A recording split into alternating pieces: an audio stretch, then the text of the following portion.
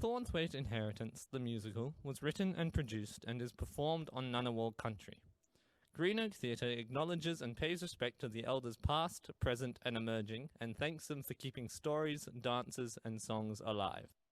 Here at the Thornthwaite Manor, we wish to create an atmosphere of sombre, respectful mourning. We therefore do not tolerate disturbances such as flashing cameras, ringing telephones or other such intrusive electronic devices. Nor do we accept the consumption of excessive foodstuffs or beverages other than plain water. The Thornthwaite Manor is a dangerous place, and as such you are encouraged to keep your distance from others and to maintain safe hygiene practices. In the likely event of an explosion, wild animal invasion, or poisonous gas attack, please follow the instructions of the servants, who will guide you to safety. We thank you for your support, and we hope that you enjoy the Thornthwaite Inheritance, the musical.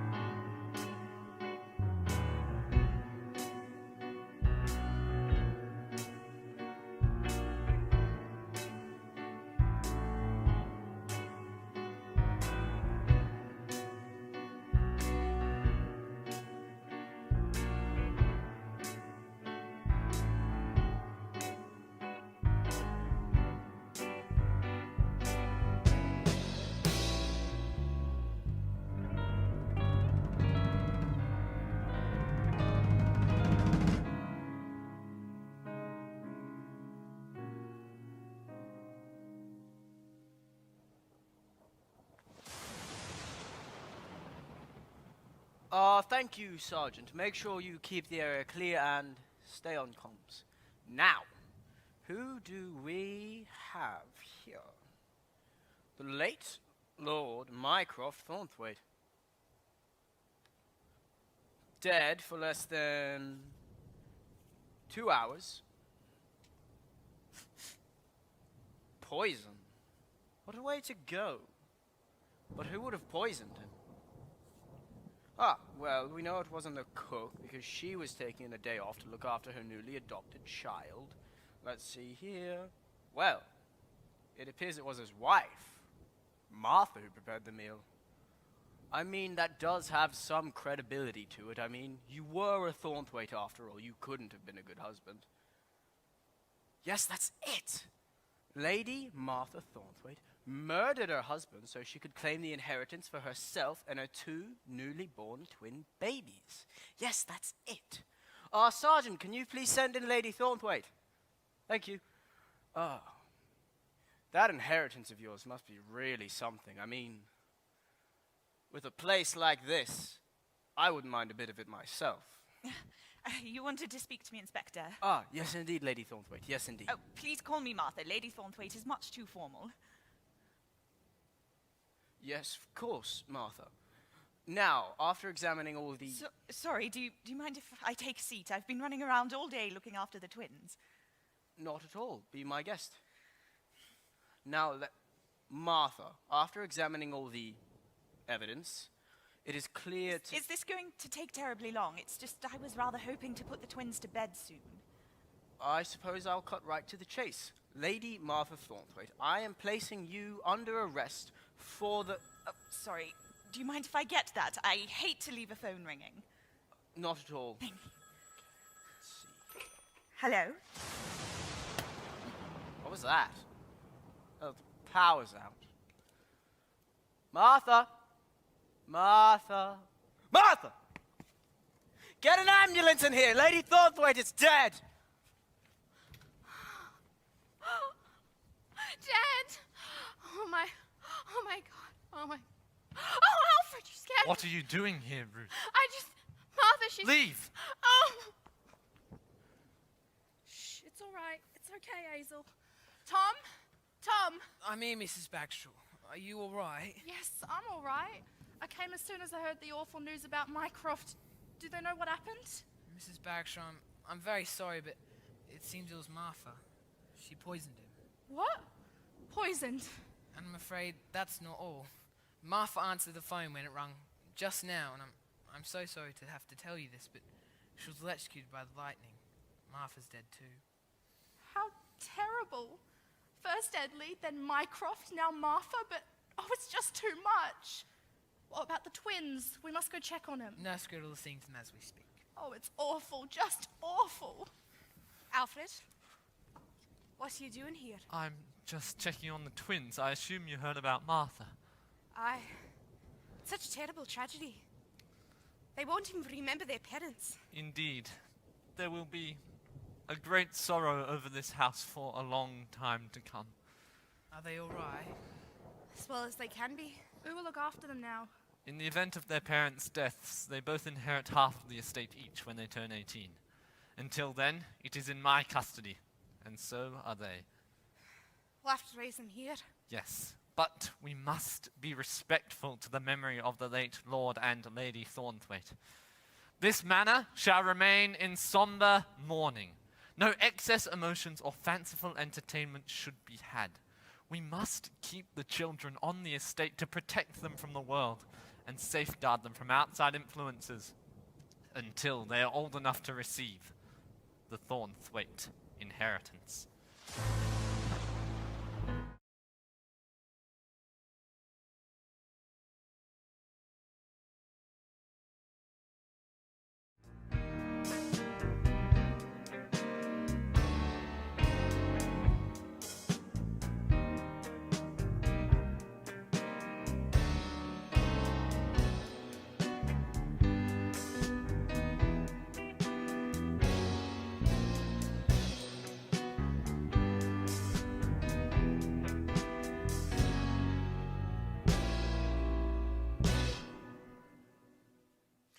Murder. The deadliest of sins, the most terrific of crime. Murder. Murder is the first thought to cross the mind of a Thornthwaite. I, Allegro Thornthwaite, was the first Lord Thornthwaite. The first to be given the grand estate you see before you, now passed down from father to son for generations. I was also the first to murder. I was certainly not the last. Life as a Thornthwaite, people flee, they run, they hide. You too, if you're not careful, we'll take you, to the other side. To the other side. I killed my brothers and my wife, left none alive. They were in my way, I sent them, woe to the other side. Woe to the other side, just feel your blood freeze in your veins. It is too late now. You're in our domain. My son Milton was the only family member I allowed to live. From then on, only one child, a son, was born into each Thornthwaite family. Only one can inherit. He made me proud when he shot me dead and took the manor by force. Life as a Thornthwaite, my whole life was wrought with death.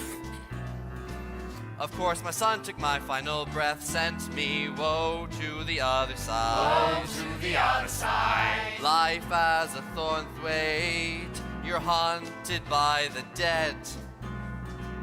We watch while you sleep in bed, right here from the other side. Woe to the other side. I followed in my father's footsteps, making life difficult for all those who lived and worked in the local village, little fledgling.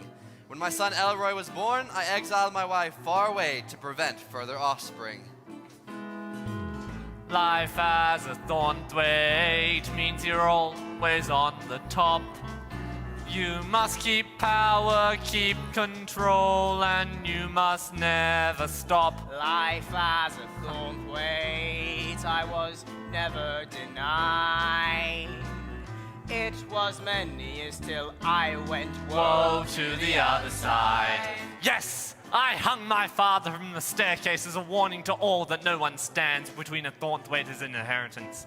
It wasn't long, however, until my son Royston took my place. When I was 10 years old, I stabbed my father and had my mother thrown into the sea. At such a young age, I understood the importance of living up to the Thornthwaite legacy. Unfortunately, I died at a ripe old age because my foolish son Orinoco refused to kill, not even his own wife, Eliza. Life as a Thornthwaite, my husband never tried. He he was kind until he was taken to the other side. Orinoco was a gentle and loving man, unlike the other Thornthwaite. Well, lassie, it is best served warm. We tried to repair relations with the other people in the village. Unfortunately, our son Silas was like his ancestors before him. His failed attempt to murder Orinoco turned my husband quite mad. I'm a flower pot. A week later, he crushed us both with the chandelier. Would you stop that? I was superior to that man in every way. I enjoyed sending him away, woe to the other side. My father brought shame on our family name, and I spent my life restoring it to its rightful place. My useless wife Agnes took years to give birth to our son Mycroft, who turned out to be just as soft as my father. I raised our son to be kind and caring, and despite the abuse we received from Silas, it was only bad luck that Silas and I were killed in a car accident. I, like my grandfather, was different to my relatives. My wife Martha and I vowed that when I inherited the manor, we would change things for the better. Unfortunately, before we could do anything, we both died suddenly, shortly after the birth of our twins. We learnt the hard way that you mustn't get in a Thornthwaite's way. For them, it's kill or be killed. Come and sit yourself down and join the show. Get ready to relearn all the things you know. Life's too short to waste time. Soon you'll join us on the other side. To the other side.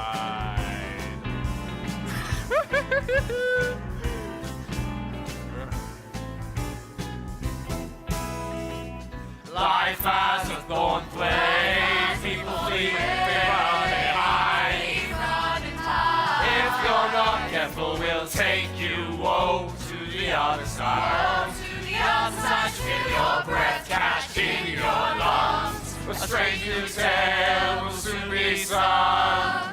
Mycroft and his wife were the first to bring twins into the family. Firstborn was Ovid, a shining example of a true Thornthwaite. Then born was his sister Laurelie, the first girl to be born into the family. It didn't take them long, of course, to resort to the old family ways to our murder. They started trying to kill each other at such a young age, neither remembers who struck first. Ovid says that Laurelie started the attacks when she put on a play about the French Revolution, starring him as Louis XVI. While Laurelie claims that Ovid began it all in the heat of summer when he gave her an ice lolly rigged with an explosive device. Nothing would stand in their way from filling their destinies as true Thornthwaites. Neither would rest until one was in their grave. Only one can inherit. The somber and isolated environment they were raised in only strengthened their distrust of one another. They were raised knowing a potential death lurked around every corner. But now it's their 16th birthday, soon things are going to change. Ugh.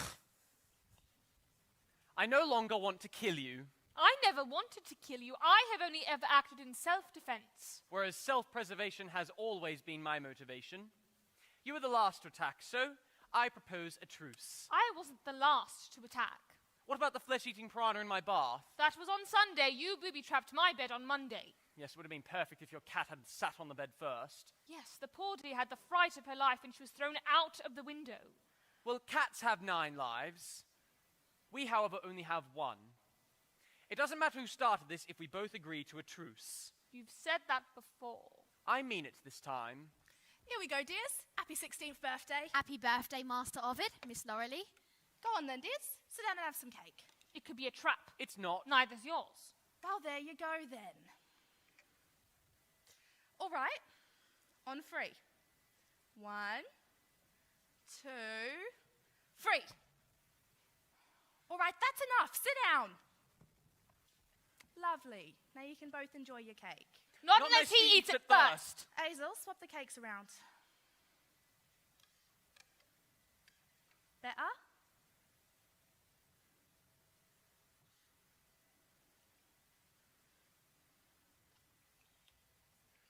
Well, delicious, as always. You do spoil us, Miss Bagshaw. I assume you maintain the strict 1 spoonful of sugar per cake policy. of course, Master Ovid, you know the rules. Having too much sweetness is a frivolity that would be Disrespectful to the memory of our parents. Thank you, Mrs. Bagshaw. Come along, Hazel. You got plenty of washing up to do. Yes, Mrs. Bagshaw. So what do you say about the truce? Very well. I'll agree to it, but I'd like something in writing this time to make it formal. Formal?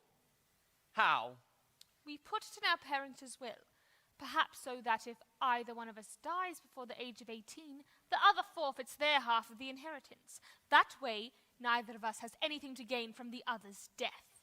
Well, who would inherit the manor then? Oh, who cares? Alfred takes care of it now. I don't see why he shouldn't continue to do so.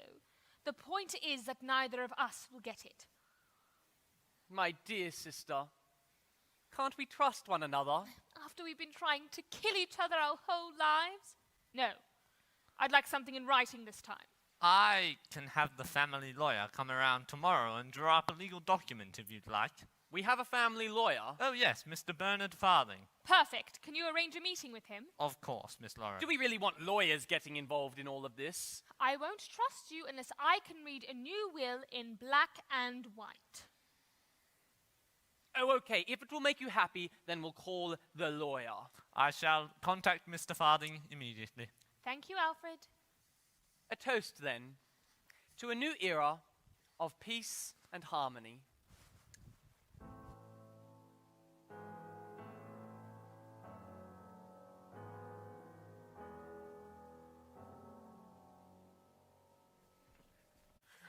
A change to the will? A change to the will and the truce? What on earth was that boy thinking? I'd expect this kind of softness and stupidity from that girl, but from a true Thornthwaite... Don't you dare talk about Loreley like that. I'm relieved that they're going to stop all this ridiculous killing. This idea of theirs is marvellous. Marvellous. Marvellous? None of this is marvellous, you stupid woman. Don't speak to her that way. I'll speak to her right way. Oh, wait, let me put this family up from nothing. What is the real Thornthwaite? What are we doing here? Quiet, all of you! The daisies will not be dancing in the matinee tonight. Hush, dear.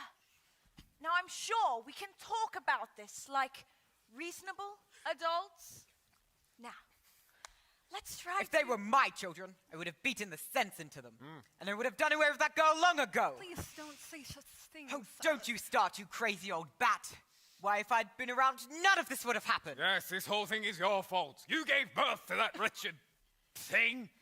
Thing? Don't speak to her that way. Oh, don't think you can avoid the blame. You're the one who married Mind the her. cantaloupes. Hush, dear. Get. Yes, I married her. And I don't regret it for a moment. And I will never regret having Loreley. She's a beautiful girl and smart, just like her brother. Not smart enough to kill him. But smart enough not to have been killed herself. Huh. Oh, good day, good day, good day, good day, good day. Good. Good day.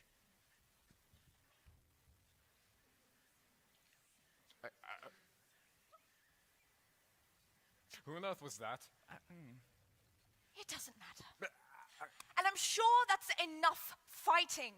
We've been stuck with each other for years now, and there's no point continuing on the same old arguments. It gets us nowhere and achieves nothing. Thank you, Eliza. I quite agree. But how do we put a stop to this truce, to the changing of the will? We're dead, Silas. There's nothing we can do. Silas, please listen to your A mother. parasol. Oh, God. A parasol will keep the rain away. But only in the beech tree. Oh, my dear, I wish you'd talk some sense. 100 cents goes into a pound of flour and 2 pounds for a kilogram of coconuts. Damn that lawyer! What was his name? Bernard Farthing. Where? Don't you remember? He came to the manor after Martha and I died. Of course I remember. Remind me. Oh. His wife committed suicide around the same time. She'd just finished painting the portrait of us that hangs in the hall. It was all very hard for him. So she's dead. Like Martha just said. Ruth Farthing dropped off a cliff 16 years ago. So she's here with us. We can speak to her. She can give us inside information about the lawyer and put an end to all of this. Yeah, but we can't do anything because we're Silas! Mycroft! Oh, Come with me. But Now! But what about the Himalayas? Hush, dear! Oh, what if they find her? What if they find Ruth? She could tell them all. If Silas finds out, We should go. Bernard's coming. How many times? He can't hear us because The carrots won't like it. They won't like it at all! Shush! Yes, I know, Adam. Now, there's no need to be like that. I'm at work, but... Yes, I understand. Okay, I understand. I have to go now. Yes. Goodbye. Bernard? Ah! Alfred, you startled. Not to worry, Bernard. Would you like to come in? Yes, yes, thank you. It's been a long time since you were last here. Yes, it must have been 16 years since that terrible time. Such tragic times for all of us, the twins especially. They're still dreadfully affected by their parents' deaths. Yes, of course. Well, Why don't you just make your move already? Why are you so interested in my bishop? Because it's there. Ahem. This is Bernard Farthing, the family lawyer. Oh, please take a seat, Mr. Farthing. Careful. The tea will arrive shortly.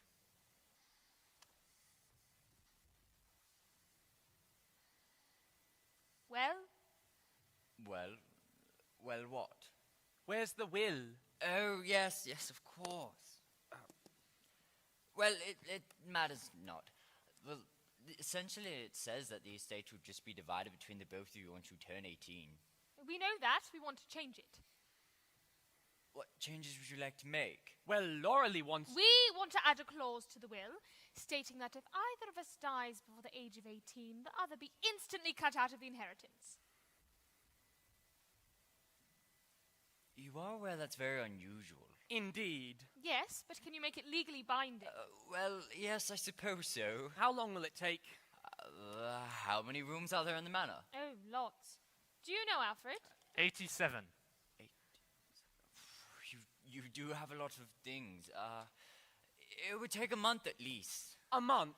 I'm sorry, but the manor is quite a drive from my home, and well, there is my son Adam to think about. Oh, well, why don't you and your son come and stay with us? We have plenty of spare rooms, don't we, Alfred? Of course. Oh, wait, but I don't that would think really speed up the process. Then it's decided. You and your son will come and stay with us. Sister dearest, may I have a word with you in private? Well, I better get home and start packing. I'll show you out. Hazel, would you clear up the tea thing? Yes, of course, Mr. Crutcher.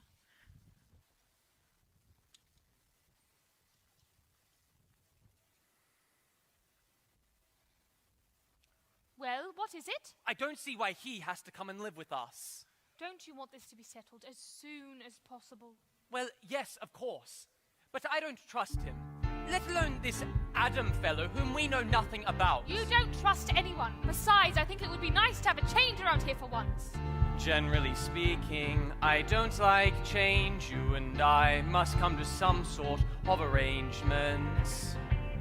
They can come visit, but there is no way they can stay. My dear Ovid, why can't you see? The only way to have this treaty is if they both stay. That, what do you say? Fine, they can stay. I feel a change in the air. I think it's time for a change. Nurse Griddle! Tom! Mrs. Bagshaw! What is it? What's the matter with you, girl? I can't believe it, it's happening. A strange man, I think a lawyer. I've just seen him. It is no matter, you shouldn't get so worked up. But wait, I am not done. Didn't you hear? Is bringing his son. A normal person, a real life boy will soon come. I feel a change in the air. I feel it. I feel it's time for a change. I feel it, it's come soon. I feel it, change is here. Martha! Mycroft! Did you hear? It's really going to happen, Mycroft. They're really going to change the will. I can't believe it. They might stop fighting. Do you know what that means? They could all live in peace. There'll be no more danger. no more schemes. There's hope at least. What is this feeling? I think it's change. I don't like change. This isn't a good sign. Things should stay the same, and all will be fine. Generally speaking, I don't like change. I'd prefer just to make another arrangement. Oh, my dear sister, why can't you leave things as they are? Dear of it, now it begins. We'll soon invite our brand new guests in. Unprecedented. I can't wait to see what's next. Oh, why can't things stay the way that they have always been? We'll soon invite our brand new guests in.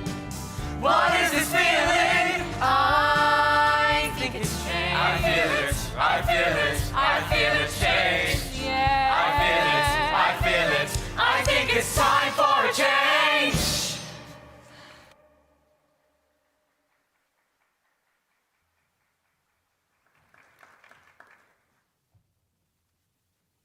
Did you hear, Ruth? They're looking for you. Your husband's going to change the will. They're angry. Yes, of course I know. Why do you think I'm avoiding them? By coming here, you're obviously not trying hard enough. Leave, now. Well, like you said, my husband's here, so I've every right to be as well. Don't pretend you care about him. You've only come here to watch them all squirm. Oh, so why are you here then? To catch them with their pants down? None of your business. If you're not careful, I'll tell them about you, and then you won't be coming back here anytime soon. Well, if they know about me, then they'll soon know about you. And once they know about you... Mycroft, is that you? Get out of here now, Ruth. Go. Mycroft! There you are. There's been a development. The lawyer is coming to stay, and he's bringing his son with him. His son? Yes, and we must do everything we can to stop it, Mycroft. Allegra, I really don't think... No. I don't want to hear any of this change is good nonsense. I'm calling a family meeting in order to figure out what to do next. Come along. All right. I'll meet you there shortly. I like what you did with your hair. Adam is coming as well. Perhaps he can complete the work I started here. Knowing my son, he's bound to think of something. It's nothing like his father. I told you, Ruth. Get out of here. Frederick, I don't care if they find me. I'm dead. It doesn't affect me. Don't know why you and the others want to keep it all secret anyway. It achieves nothing. Why are you protecting Mycroft and Martha anyway? What did they ever do for you? You make a good point. You're just falling into the old Thornthwaite trap. You're letting yourself be controlled and manipulated by them. Why don't you stand and fight? You've gone soft. Maybe. Maybe you're right, Ruth. Well, I'm certainly going to fight back at them. In fact, I think I'll go and interrupt that family meeting of theirs. Want to tag along? No.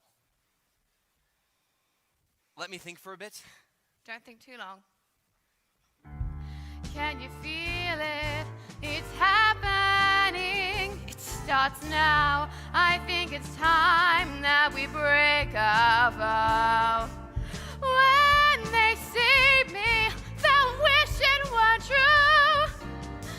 I think it's time for a change, don't you? Welcome again, Bernard. Alfred, allow me to introduce you to my son, Adam. Pleased to meet you, sir. If you'll come this way, I have asked the other servants to come and introduce themselves. This is Nurse Griddle, Tom Payne, the gardener, Mrs. Bagshaw, the cook, and, of course, her adopted daughter Hazel, who assists her mother around the manor. I'm pleased to meet all of you. Yes, Nurse Griddle, Mrs. Bagshaw. I was hoping I could talk to you about some of Adam's allergies. Of course. Shall we talk in the office? Good idea. Hazel, fetch the tea things. Yes, Mrs. Bagshaw. Perhaps we should bring the luggage in, Alfred. Of course, I'll bring the car around.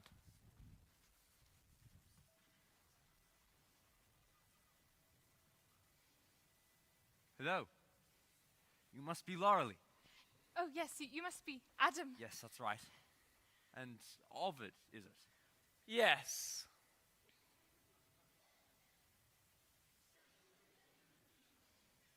Please, take a seat, Adam. Thank you.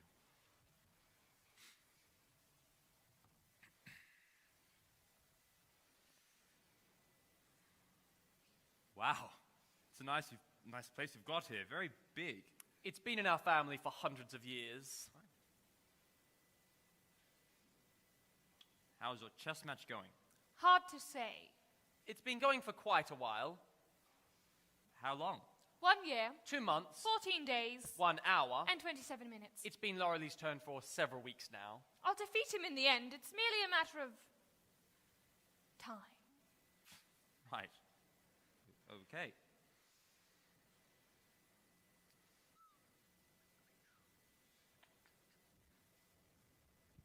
Let me help you with that. Oh, no, it's fine. I insist. Thank you, Mr. Farthing. Please, call me Adam.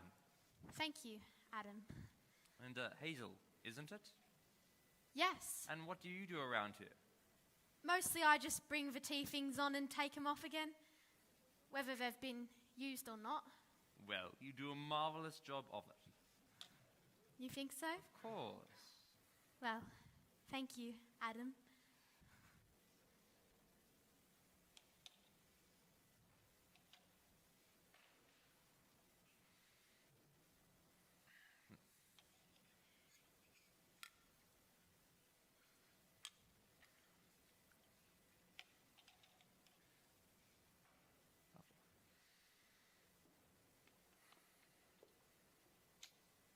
Where's your television? We don't have one. Alfred won't allow dangerous electronic intrusions, such as televisions, telephones, and cameras. Truly, no television. Well, what do you do for entertainment? Play chess. Read books. I play the piano. Relentlessly. Really? Well, what do you play? The piano. He just said. No. I mean, what kind of music do you play? Only appropriate music. Boring, more like. Well, would you like to play something for us now? Of course.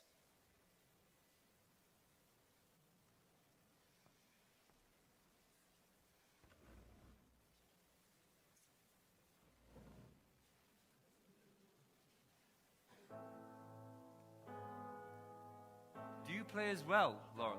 Oh, no, I'm afraid I have no musical ability at all. What about you? Oh, I play a little. I learned at my school, St. Swivels. My music teacher is a world-class pianist. Oh, well, why don't you play something for us now? But I'm playing. Ovid is an excellent pianist, of course, but I tire of the same old pieces. Well, if it's all right with you, Ovid, I'd love to. Be my guest. Wonderful.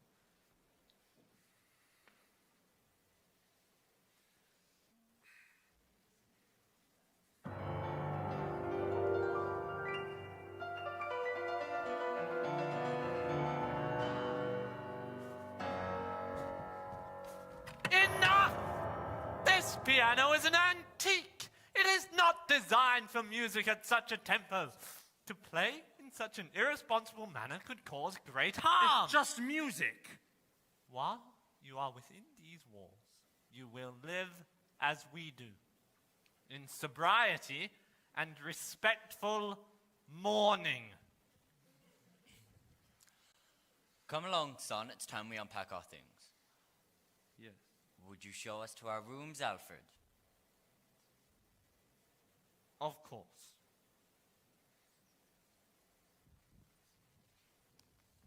It was good to meet both of you. You too.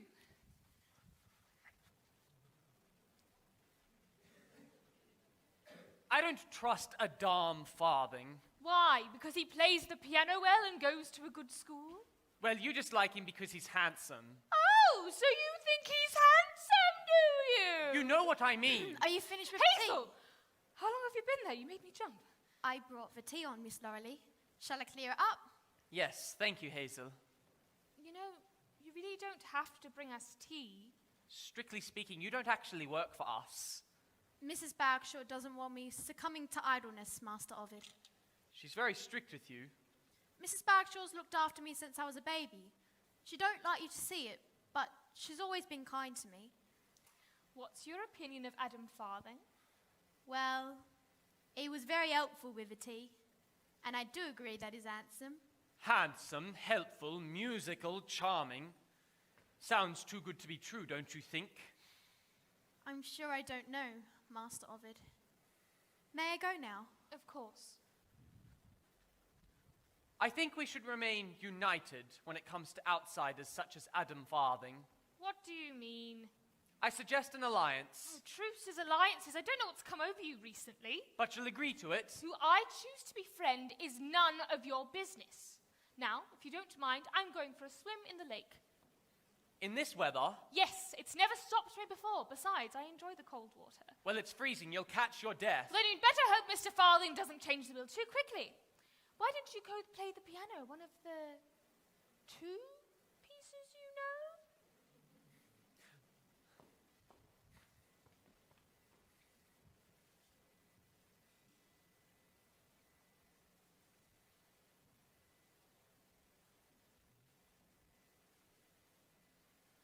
He always looks at that picture.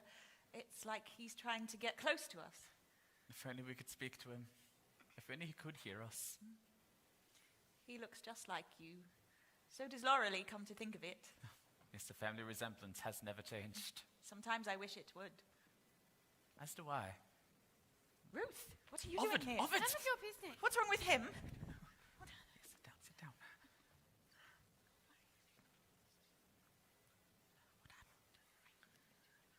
Do you remember this, Bernard? When I painted it? When your stupid little law firm wasn't making any money? Ah, Ruth. Is that part of the inventory? Ovid, you nearly scared me to We death. should go. We need to find out what Allegra's up to. Before Ruth is anything more foolish. Why were you crying? This portrait of your parents. Not all this again.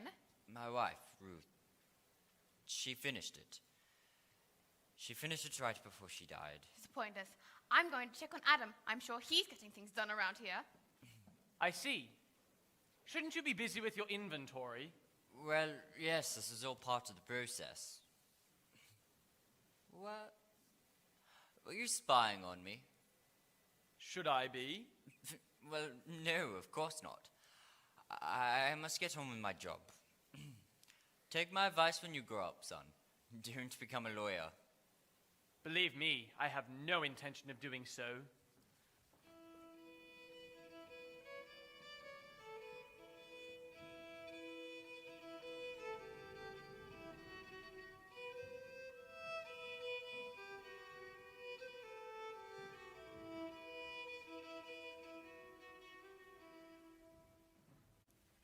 You will both come with me right now.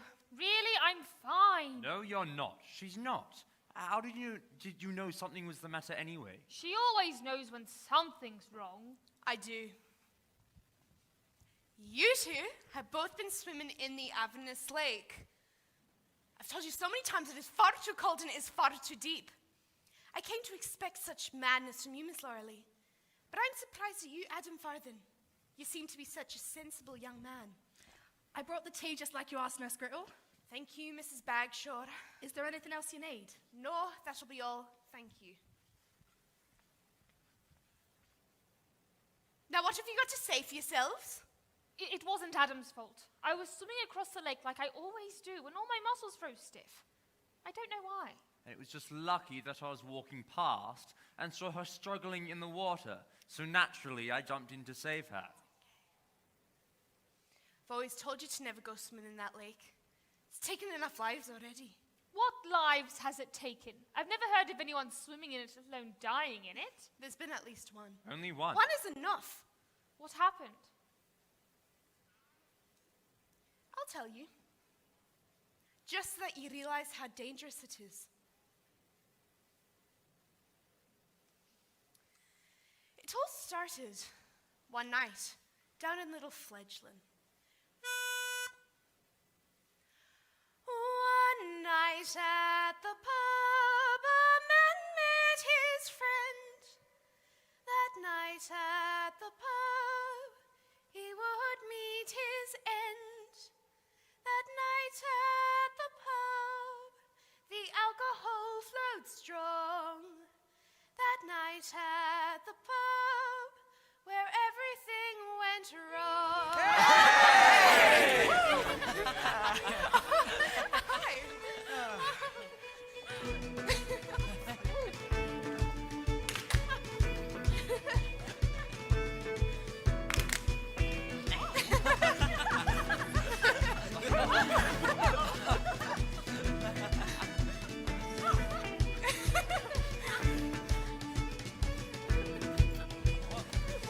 One night at the pub, they drank several beers. That night at the pub, they drank with their peers. That night at the pub, the day had been long. That night at the pub, where everything went wrong.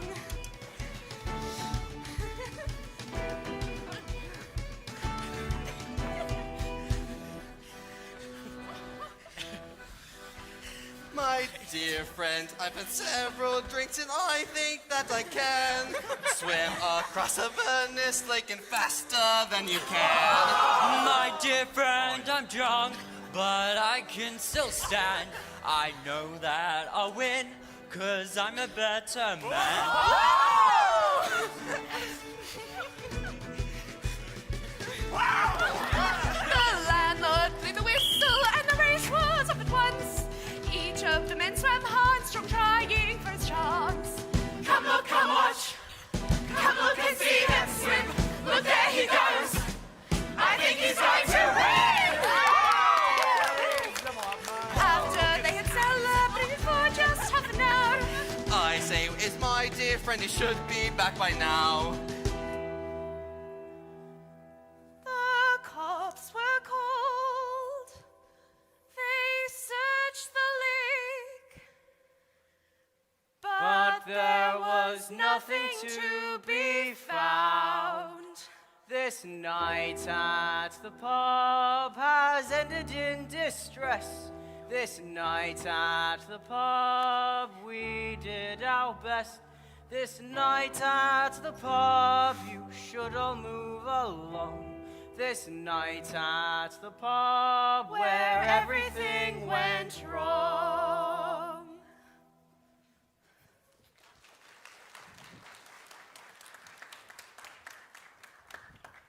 Did they ever find the body? No, Then if nobody found him, he might still be alive. no, it's not possible. The lake is deeper than you think. I've never liked you swimming across it. So perhaps now you will have learnt your lesson. Ah, Miss Laurelie, Adam Farthing, Nurse Gridham. I, Mr. Crutcher. I have come to inform you that dinner will be served in 10 minutes. Thank you, Mr. Crutcher. Thank you.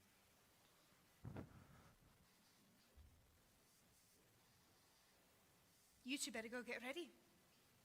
And remember what I said. Do not go swimming in that lake again. Yes, thank you, Nurse Nurse Riddle.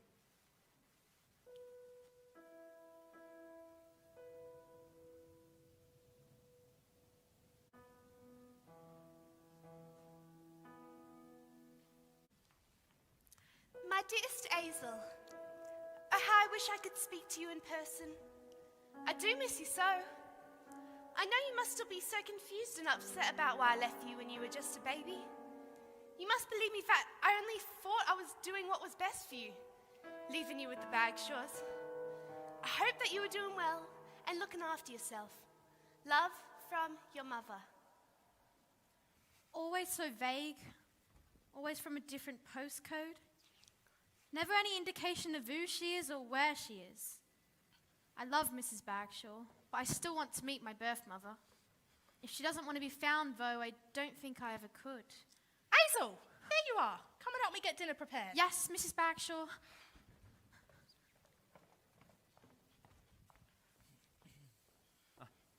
There you are. Thank you. Welcome.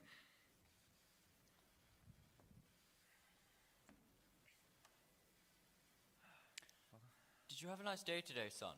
Yes, I suppose I did. I went for a swim in the lake. You should be more careful, son. That lake is very dangerous, you know. Oh, stop fussing, Dad. You're such a bore. Son, please. To start, 2 potato soup. What's in it? 2 potatoes. And, knowing Mrs. Bagshaw, a pinch of salt. Good. As you know, Adam has very severe allergies. I'll go get started on the next course. Why do you have such simple food? Here at the Thornthwaite Manor, we believe that frivolities such as spices, sugar, and excessive foodstuffs are unnecessary, and are disrespectful to the sombre and mournful atmosphere we wish to create here at the manor in memory of the late Lord and Lady Thornthwaite. You don't have normal food here? No, son.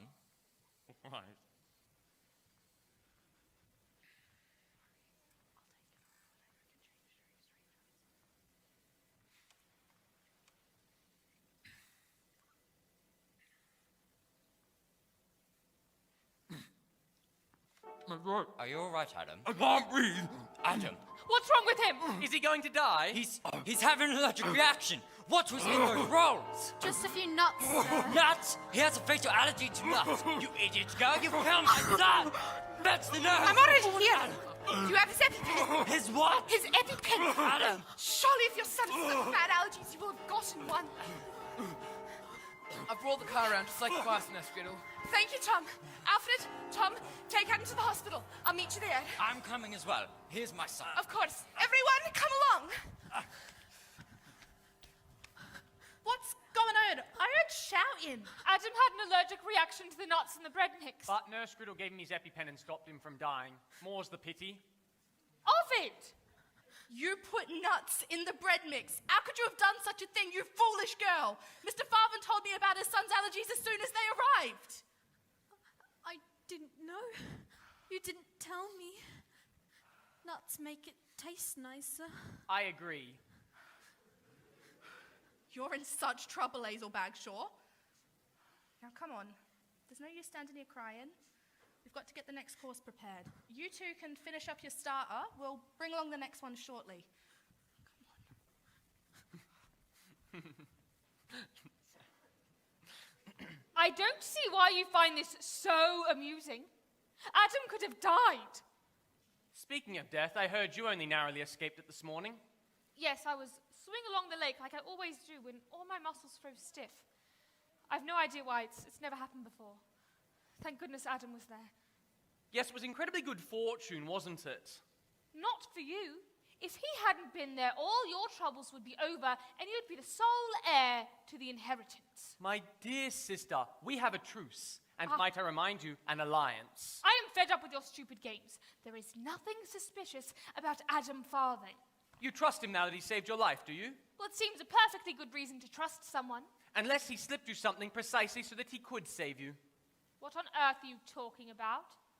I felt dizzy this morning about the same time you went for a walk. Don't you remember Hazel saying how Mr. Helpful gave her a hand with the tea? This is ridiculous. I don't believe you. You're just trying to turn me against Adam.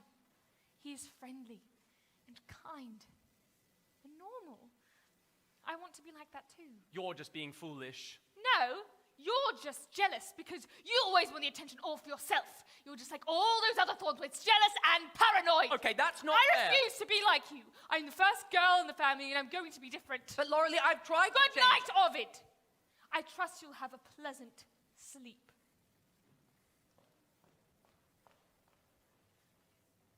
It's not fair. I tried to do what she wanted. I opened myself up to a small amount of change, and everything has gotten way out of hand. Laurelie, why couldn't you just like things the way they were? If Mother were here, she'd know what to do. You're here, I'm here. We're safe inside our family home here. Why go outside? The world out there is so unknown, I'd rather hide. And I don't know how to be a son. And I've already lost you before my life has begun. My whole world seems to be coming undone. 'Cause you're like a stranger that I never knew. High gates, long portrait of two parents, too good to be true. And I know that you loved me, but do I love you? 'Cause you're like a stranger that I never knew. Just a child, lost and alone with no one to help. Help me find what you mean to me. I don't know what I'm doing here without you. Please help me to know what I should do. Wanting to say goodbye to a memory that I never had. Still you're a stranger that I never knew.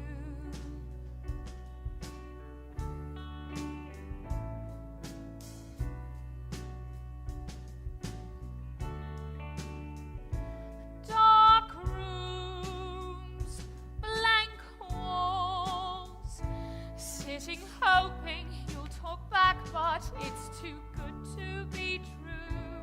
I've tried in vain. How much do you expect from me?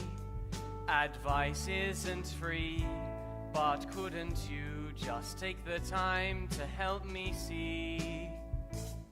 Why can't I see?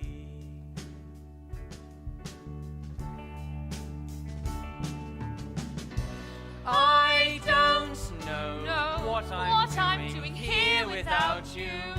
Please help me to know what I should do. Hoping to say goodbye to a memory that I never had.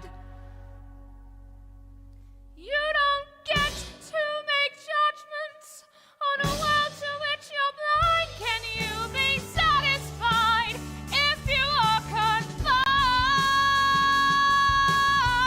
Life could be great if you ever get a chance to throw away what those before you left behind. I feel like I just want to run away. This is my home, it's where I want to stay. Every day I wish I'd known you more.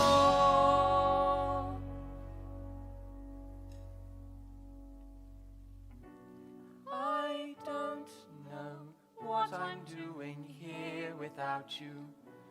Please help me to know what I should do. Never will say goodbye to a memory that I never had. Still you're a stranger that I never knew.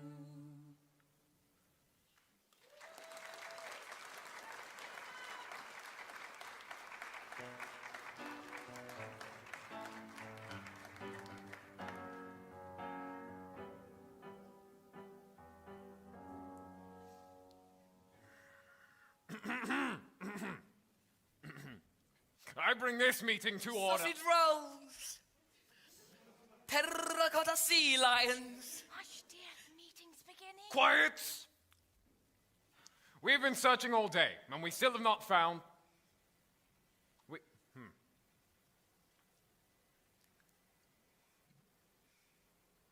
What's her name? Ruth Farthing? That's it. Ruth! You! What are you doing here? What we agreed. Which you thought wrong. Now, what is it you want from me? Oh, We want to get rid of your husband. okay. He's changing the will before Ovid can kill Laurelie and become the sole heir to the Thornthwaite Inheritance. Allegro. Otherwise, it will go to...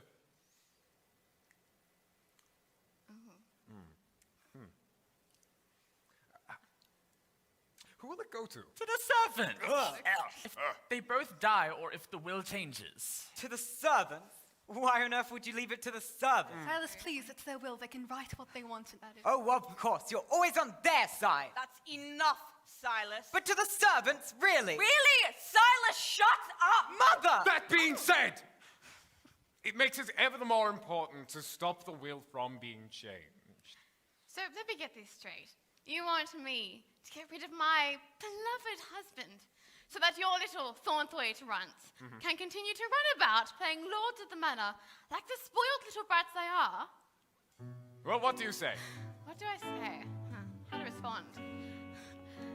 Would you listen to a word I say? Perhaps. Well, isn't this a nice little game to play? I'm gonna take you all for a ride right here on the other side. Whoa, to the other side. You are all in luck. I've an idea. You do. You need a plan. I've got one right here for you. But what I've got to say, it don't come cheap. So what's in it for me? We can't give you anything. My point exactly. You can leave this place with your son and your husband, and you never have to see us or hear from us again. Hey, wait. I can go wherever I please. Just because you lot are so attached to your precious manor and never leave does not mean that I can't. Well, then you've nothing to lose. Just tell us, please. Fine, but only because I know you'll hate it. Come a little closer. You won't believe what I have to propose. We do nothing. Nothing. Nothing. My son Adam is planning on taking the inheritance and having it all to himself.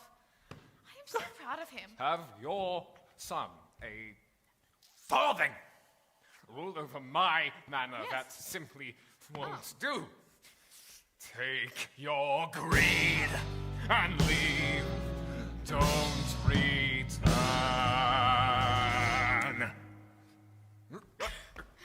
It's not that simple. I thought you'd learn.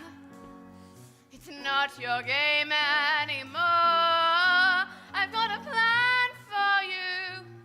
Here's what's in store. So you've been long that Samson's lost his might. You're out of the ring. You cannot fight. So go on, cry your tears. Your time's run out. Your legacy's lost. I can't shout over you. You cannot harm me. It's done. Until it's coming. That is the what do you say? I've got a plan for you. I've got a plan.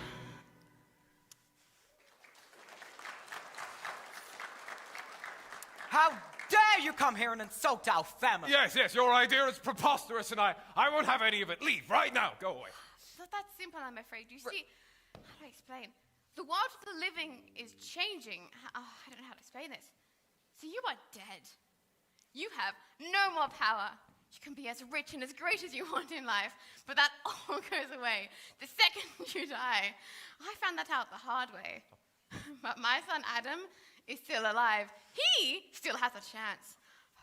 And I'm going to enjoy seeing my son rule over your family. Father, get back! Calm yourself. I listened to them if I were you, Allegro. They wouldn't want their little secret getting out. Well, what secret? Ruth, please. Not this again, Ruth. Do this. I'm sick of it. You said you wanted to change. You would help us. You were sorry for what you had done. That was 16 years ago, Mycroft. Now I realize that you are just as selfish and conceited as the rest of your stupid little family. Well, quite frankly, I've had enough of it. And so has Frederick. He'll be dropping by shortly. Now, would you look at the time? I really would love to stay and chat, but I really must be off to see how Adam's getting along. You know, kids and all that. Yeah. Ta-ta! What did she mean by all that? Who's Frederick? Have you been friends with her this entire time? Why didn't you say anything? Well, Wasn't the time? Beans are brilliant. Oof, blimey. You all look like you could use a drink. Go away!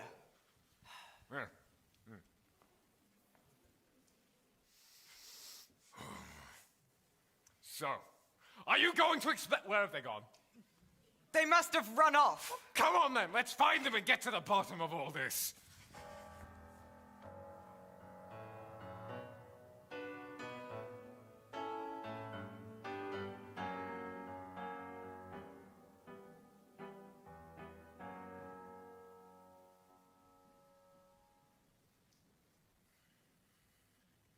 Good morning, Lauralee. Oh, Adam, we weren't expecting you back so soon. Yes, well, What a pleasant surprise. How are you feeling? Much better. I'm 200%. Thank heavens for Nurse Griddle and my EpiPen. I might have died. Yes, thank heavens. Anyway, what a beautiful morning it is, Lauralee. I was wondering if perhaps later you'd want to go on a walk around the estate, show me the scenery. Oh, of course, I'd love to. Are you sure? Yes, quite sure, thank you, Ovid. I'll just need to get ready. Wonderful. I'll just eat some breakfast while I wait for you. Lauralee's great, don't you think? Like a little ray of sunshine. Good morning, all. Doing well, I hope. I think I'll finish my breakfast elsewhere. Enjoy your walk. I will. Thank you. Now, son, I wanted to say this to you in private. I don't want you taking any more risks. Do you understand? Risks? What risks? The incident with the bread was too close. Please don't eat anything unless it has been prepared by one of us. But that was just that one stupid girl's mistake. Thornthwaite Manor is a more dangerous place than you realize. What do you mean? I mean, those Thornthwaite twins have violent tendencies. You can't trust them, Adam. Father, I think you underestimate the power of my charm. Lauralee likes me a great deal. It's not the girl I'm worried about, it's the boy. The Thornthwaite men are a dangerous and destructive breed. I can handle that pipsqueak of it. Lauralee likes me. All I have to do is stay on her good side, and in a few years' time, I'll ask her to marry me. Then she'll say yes, because she never leaves this place, so she'll never meet anybody else. Then I'll be rich. That's my boy. Adam, money isn't everything. Of course it is, you old fool. You were too much like your mother. He certainly is. Thank you. See, we tend to take things lying down. Just because you won't fight for more doesn't mean I can't. My mother told me how to live my life. My mother told me when she was still alive that every day I should always strive for the best. And every night when she sang me to sleep, there were no happy bed and counting sheep, no. Instead she taught me how to keep them in a pen. They aren't as strong as men, so don't become one of them. 'Cause some people are like sheep too. You've got to fight, gotta stand up strong. Don't really matter what's right or wrong. You've got to fight, don't just play along. You've got to lead the song. You've got to fight. Why are sheep not one of us? Too quick to back down and too quick to trust.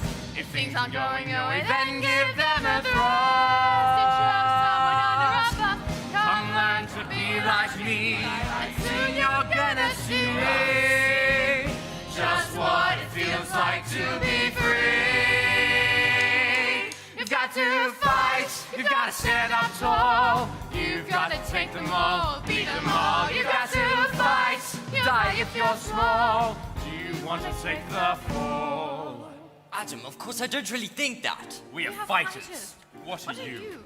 Just a stupid, weak old man. It's not always fighting that gets you what you want, son. You have to understand, you have to listen to me. Who would ever listen to you? You are useless. If you want people to listen to you, then you have to stand up for yourself.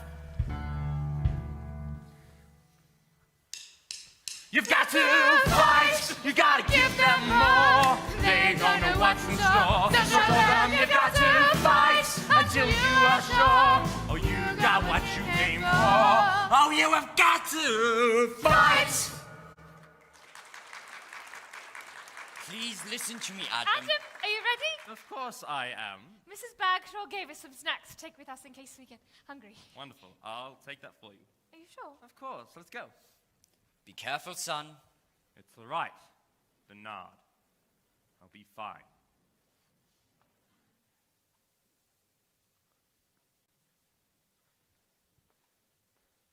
I can't believe he's going to weasel his way into our inheritance. Laurelie's in danger. I have to stop him. Why are you trying to save your sister? You should be trying to kill her. That is our legacy, killing, not kindness. But You're one of us. She's not. You have to get rid of her so you can claim the Thornthwaite Manor as your own. Maybe I don't want to do that. You really think you're capable of being different? Capable of stepping out of your comfort zone? Please! You're a Thornthwaite through and through. Just like us. You'll never change. Maybe I can try. Oh, but you've tried before, though, haven't you? You've tried and you failed. You've tried to change things, and look what's happened. Well, I didn't think things would go this far. I just wanted to make her happy. There's no point trying to fight it, boy. You don't belong to her or to the world out there. You belong here with us. You're a You're Thornthwaite, and there's nothing you can do about it. I try to be enough, but that's just it. I can't. I'm not the brother she needs or she deserves. Oh, if I try harder, I could love her. But does that matter? Is that me? What if I can't feel more than this?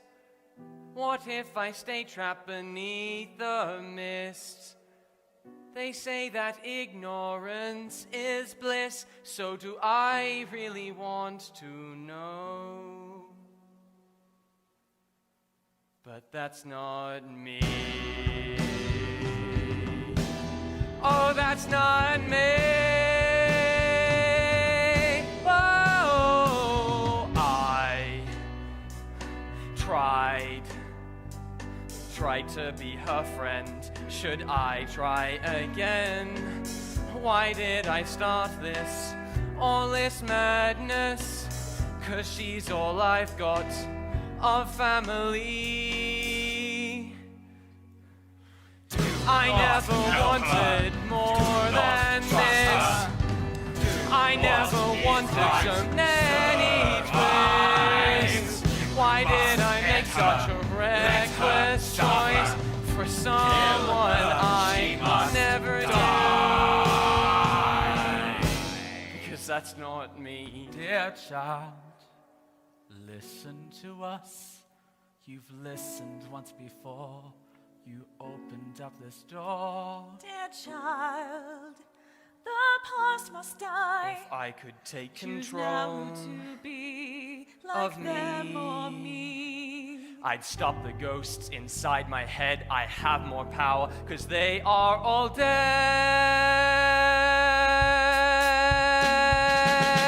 I never wanted more than this. Love has given my family a miss. Why does all this hurt my head so much to reach out? I don't know. Because that's not me.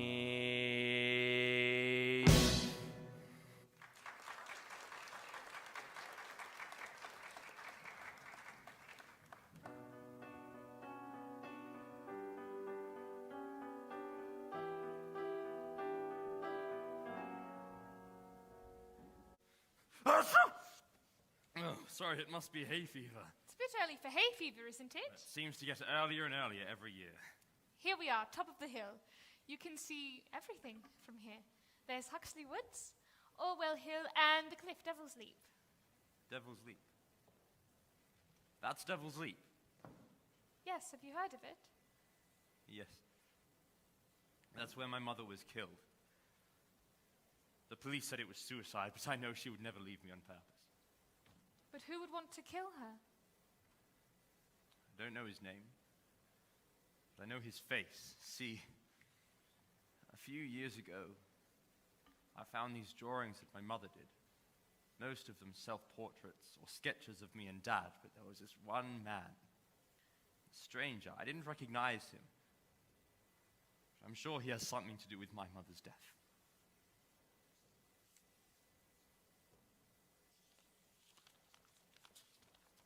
I believe that if I find this man, I'll find my mother's murderer. Didn't the police try to find who was in the picture? I was only 2 when she died. And I only found the picture a few years ago. Not that they'd believe me anyway, I mean, the police are adamant that there is no evidence of murder, so...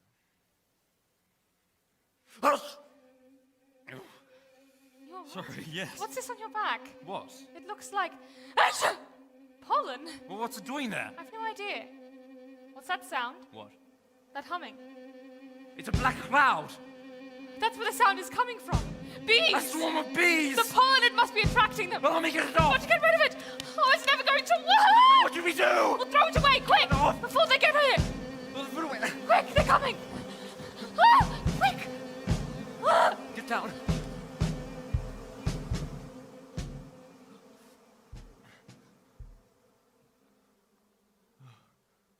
What a funny thing to have happened. Do you normally have bees here? Yes, they belong to Tom! Alan, Miss Loreley, Adam Farthing. What are you doing here? I could ask the same of you. We were just going for a walk. Yes, and then this great swarm of bees came Swarm by. of bees? Well, there's a coincidence. I saw them before. They were heading this way, so I followed them. They were chasing you, you see. Well, I was covered in pollen. Are they your bees, Tom? I'm afraid I can't tell that till I've seen them. They're over there. You okay? I see. Finish what we started. Well, I never. What? They're not mine. If I'm not mistaken, they're Africanized bees. What? Africanized bees.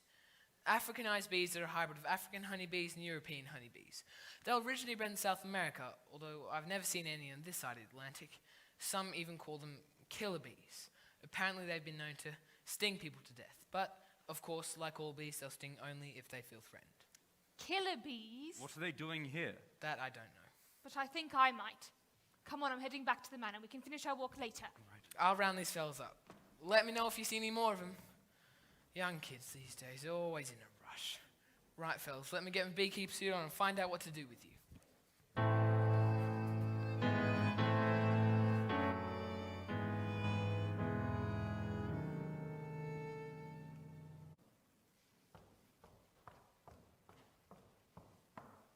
Hello, Loreley. Swarm, isn't it? I'm sorry? It's warm. I see. Guess what? Well, I may need more of a clue than that. Really? I thought that would have been enough. No, I'll need to be given more information. All right. What did you do after breakfast this morning? I practiced a piano piece in the key of B minor. Then I came up here. Do you know what colour this is? What? Honey gold. Beautiful, isn't it? What are you up to of it, Thornthwaite? I'm just rearranging my pencils. There was an attempt on Adam's life this morning.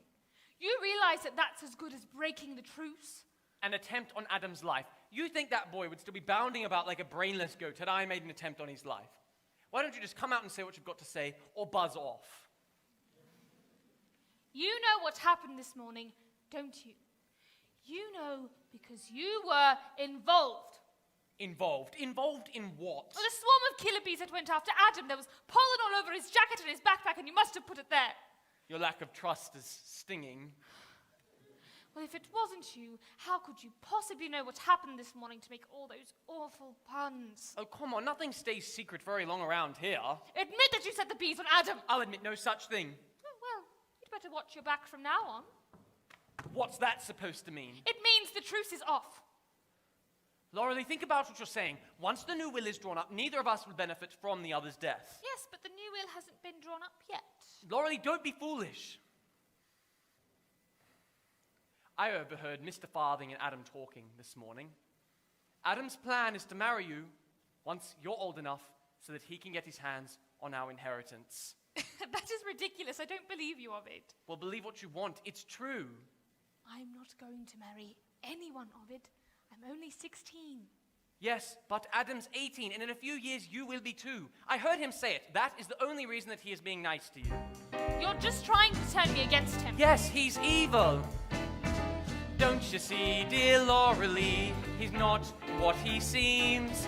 You think he's cool from some posh school, but he's really just plain mean. It's an obvious facade, plain as a placard, saying he's just too perfect. Don't you see, dear Lauralee, he's not even worth it.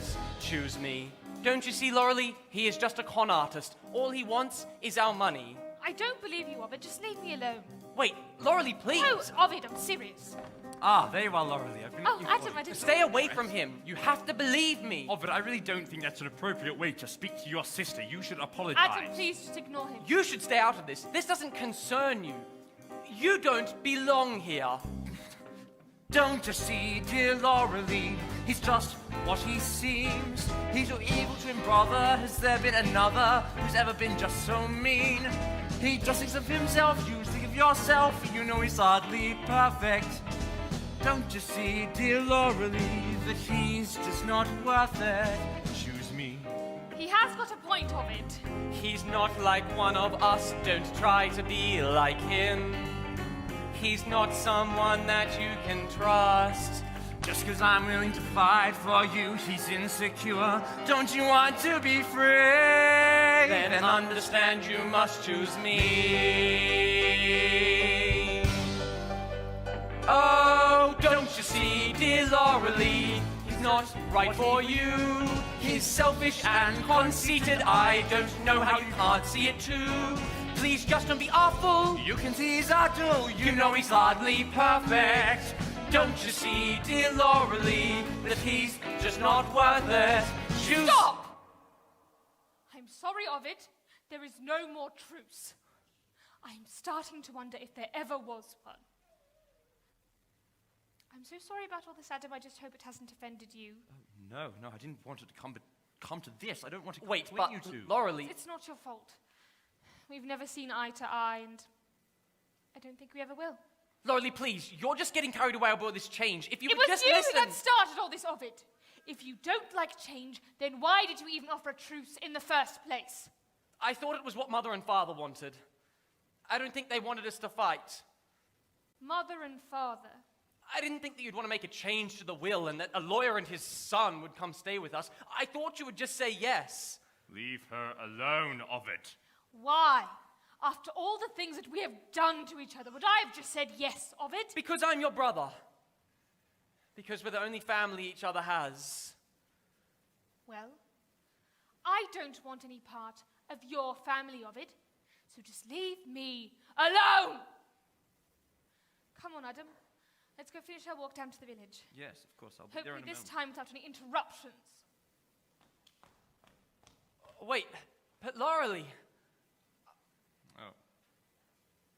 Ovid.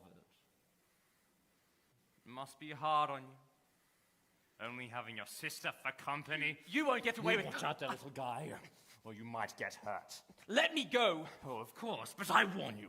You should stay out of my way. Stay away from my sister. You don't even like her. You're just after our inheritance. Of course I am. Neither of you pathetic children deserve it. You're evil. Call me what you like, Ovid Thornthwaite. But I'll let you in on a little secret. I always win.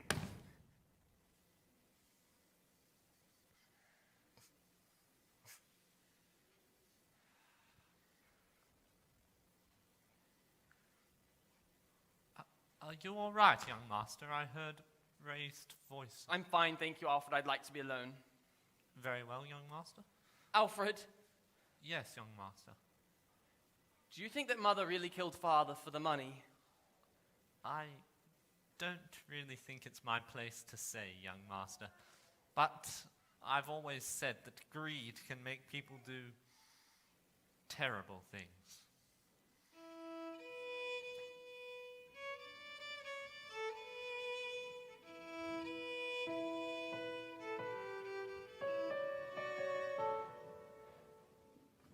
long walk. I think I need to sit down.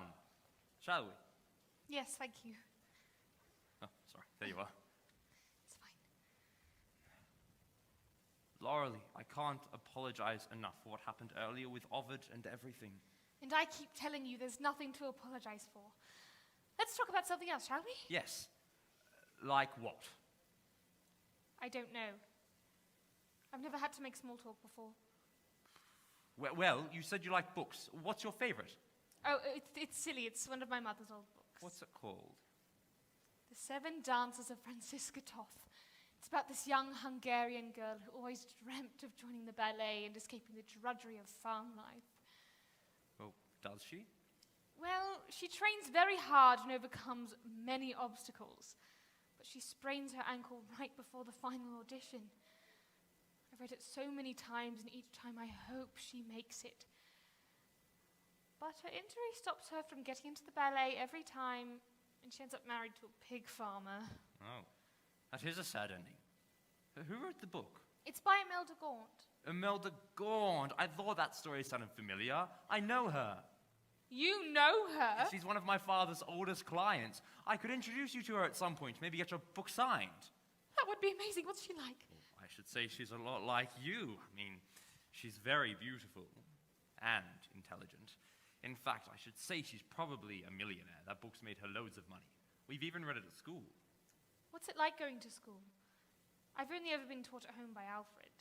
Oh, well, school's wonderful. St. Swivel's is massive. We've got 4 football fields, 8 basketball courts, 20 tennis courts, 5 science labs, 2 gyms, and an Olympic-sized swimming pool. We've even got a working farm on site. Plus, our music teacher is a world-class pianist. You sound like a brochure. What I mean is, what's it like going to school, being away from home, having friends, going to class, having teachers you like, teachers you don't, things like that? Well, that's all wonderful. I've got loads of friends, and the teachers love me very much. What's that? What? The graveyard. It's just the village graveyard. Why are you so interested in it? A graveyard. I wonder if my parents are buried there. I've never been to see them. I think I'd like to. Shall we split up and look for it? Yes, thank you. I'll go this way.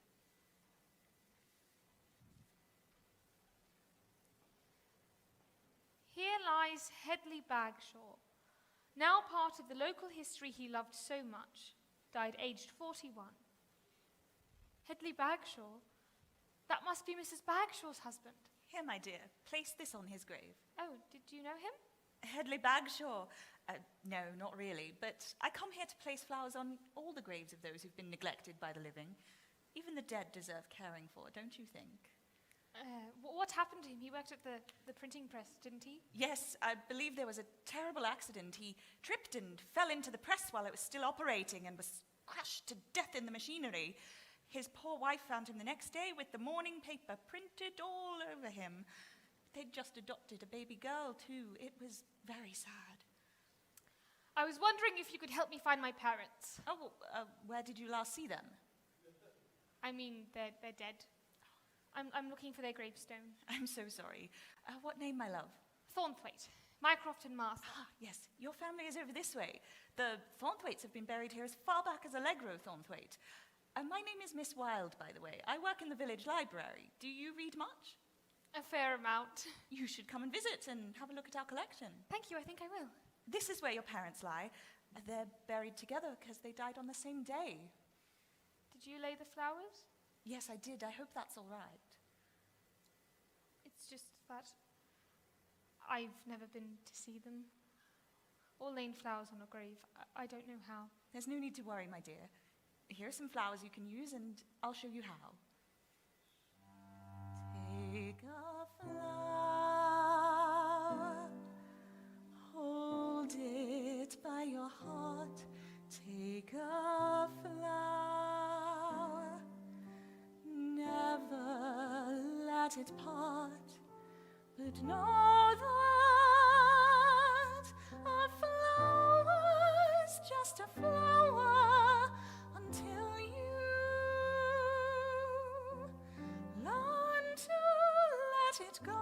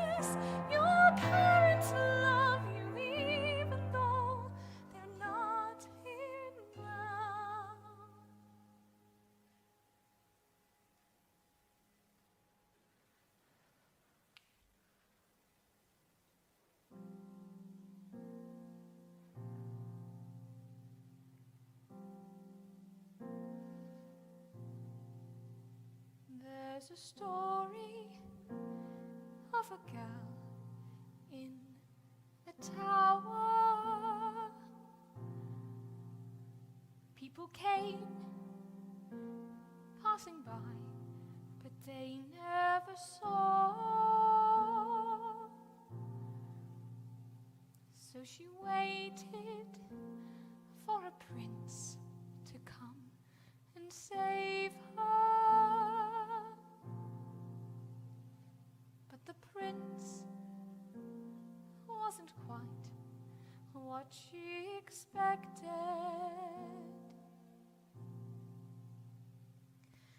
Take a flower, place it by your grave. Don't be afraid, there's a place for us. Past the mountains, there's a place for us. Beyond the shore, there's a place for us. Somewhere far away, come find me when I return home.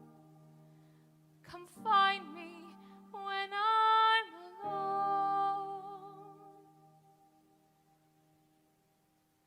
There's a story of a girl who loved to dance. When she danced, she was free, though life was confining. So she danced, even though the world was against her. In the end, she would fail every time. Take a flower, place it by your side. Take a flower, you will be my guide. From afar, there's a place for us. Past the mountains, there's a place for us. Beyond the shore, there's a place for us. Somewhere far away, come find me when I return home. Come find me when I'm alone. Please find me, I'm all alone. You left me, now I'm alone.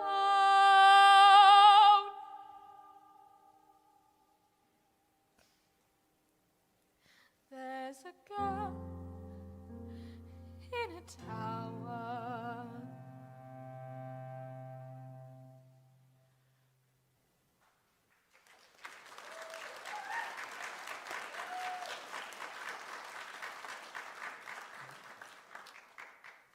I couldn't seem to find it, Laurelie, but I see you already have.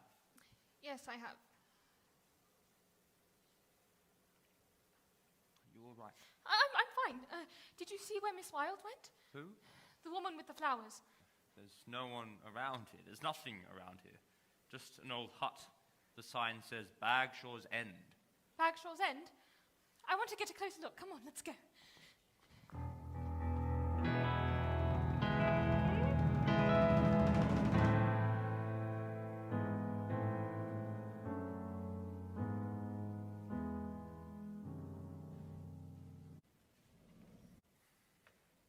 Same old pieces. I wonder what music Mother kept in her books. Piano pieces to soothe the soul. Property of Martha Thornthwaite. And what's this? Music. It's handwritten. Perhaps she wrote it herself. F D E A D A C B A D. E, A... That's an interesting little ditty. What do you want? Have you come to count how many keys are on the piano? No. The piano counts as one object, irrespective of the number of keys. It was a joke. Ah, yes, of course. Ha ha. Ha. So why are you here? I was just passing by when I heard music. It's a magnificent instrument. 18th century, if I do believe. Yes, it was purchased by my great-grandfather, Orinoco Thornthwaite, famous for being a loony old bat. Well, he certainly had good taste. Indeed. I dare say it will go down in your inventory. Oh, I haven't even started on this wing of the house. You do have a lot of rooms. Well, I'll leave you to make a start, then. Yes, of course. Alfred? Yes, young master. What room are the farthings staying in? That would be the 2 suites in the east wing, facing the lake, young master. And where is Adam? No doubt with my sister. Yes, indeed. They're both still in little fledgling, as far as I'm aware. Thank you, Alfred. Of course, young master.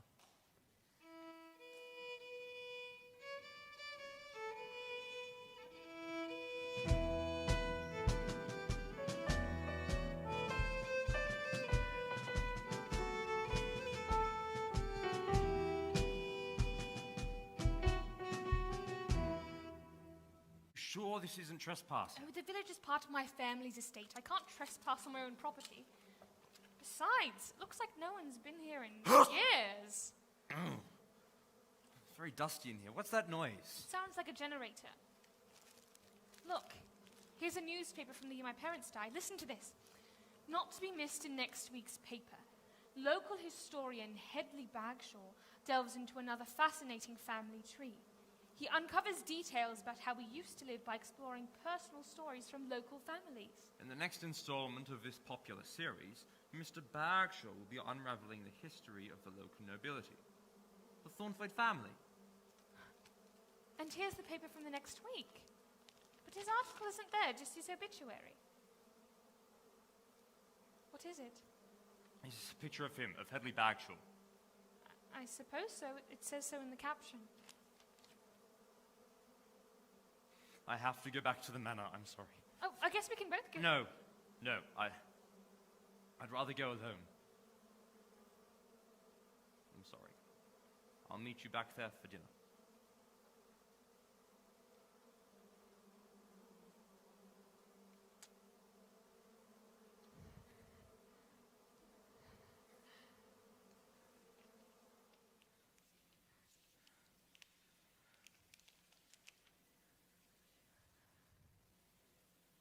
I was right.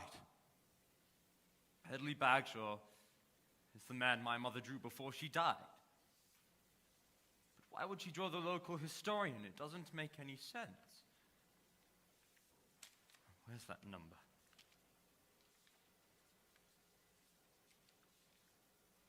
Hello? Ah, just who I was after. I'm in need of your services. What are these? They look like plans. I always wondered where Ovid kept his plans. Yes, here we are, plans for the pole on the backpack. And what's this? An exploding piano.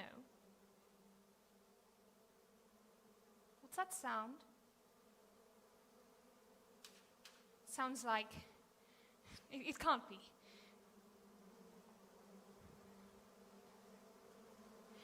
The killer bees! No! Ah! No! Somebody please! Please get me out of here! I'm trapped with bees! Please! Somebody please! Ah! No, you get away from me! You get away from me! Slow. No need to be frightened. Oh, Tom.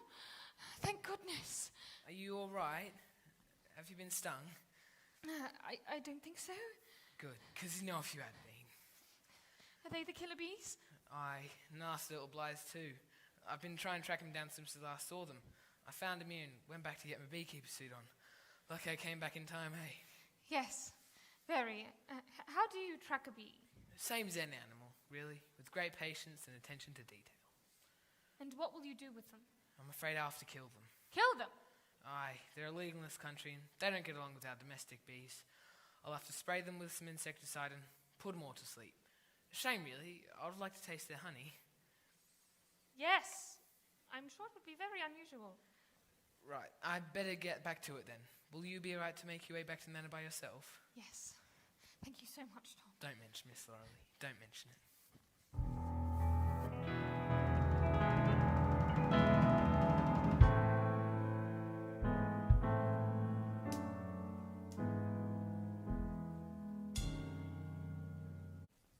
Hello, Alfred. Good afternoon, young mistress. I trust you had a pleasant time in Little Fledgling.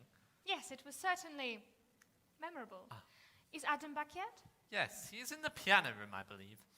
I do hope he doesn't indulge in any more overzealous music playing. Your brother's music is much more suited to the household. Indeed. Where is Ovid, by the way? The young master is upstairs in his room, I believe. Thank you, Alfred.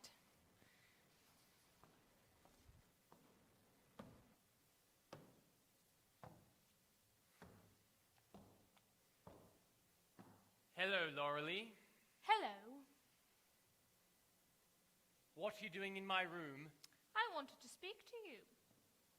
About what?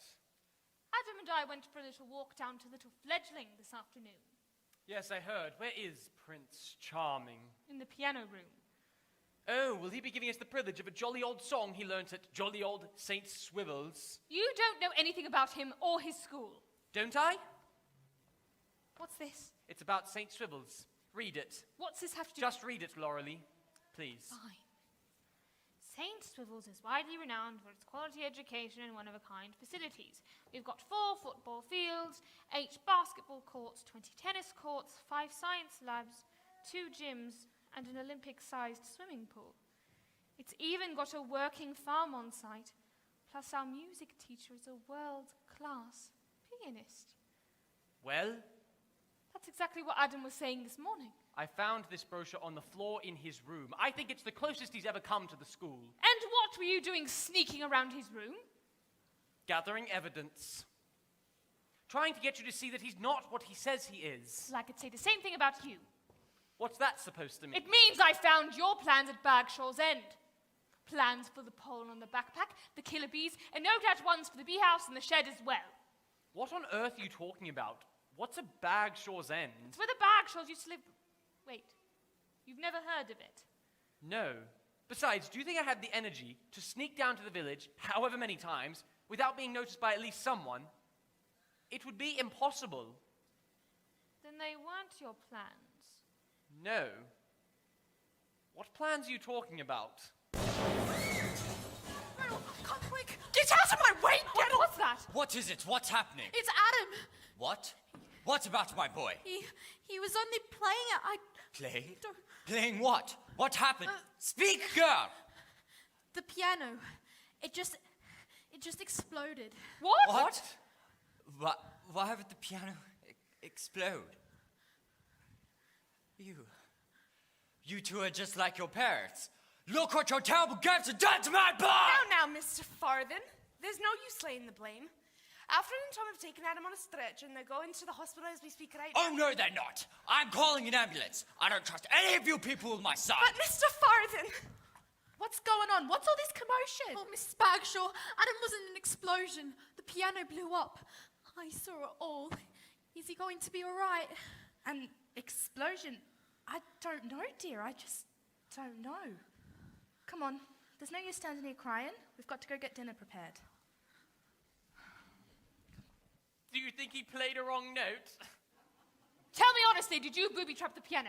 My darling sister... Don't start that! Tell me truthfully. You knew he liked to play it and you hated him, was it you? No. What about you? This wasn't another one of your attacks on me gone wrong, was it? No. I swear on our parents' grave that I had nothing to do with it. Mr. Farthen called the ambulance. They're gonna go meet it as we speak right now. And the police have just arrived. Detective Inspector Skinner, I don't know who called you. I'm afraid, Alfred, that I must insist. Because an anonymous tipper has informed me of the explosion, so I am... Who are you? What are you doing here? Well, I am Skinner, Detective Inspector Skinner, and as I said, You got here very fast. How can we help? Detective? Well, as you all know, there has been an incident resulting in the hospitalization of Adam Farthing, and I'm going to need to interview everyone in relation to said subject. And now, if one of you could point me to the location of the explosion, that would be extremely helpful. Oh, I must get that. Hello? Yes? Yes, I see. Yes, at what time? Yes, of course. I'm there now. Yes, thank you. I'm afraid this is no longer simply a criminal inquiry. The matter has become far more serious. What do you mean? I'm sorry to inform you that Adam is dead.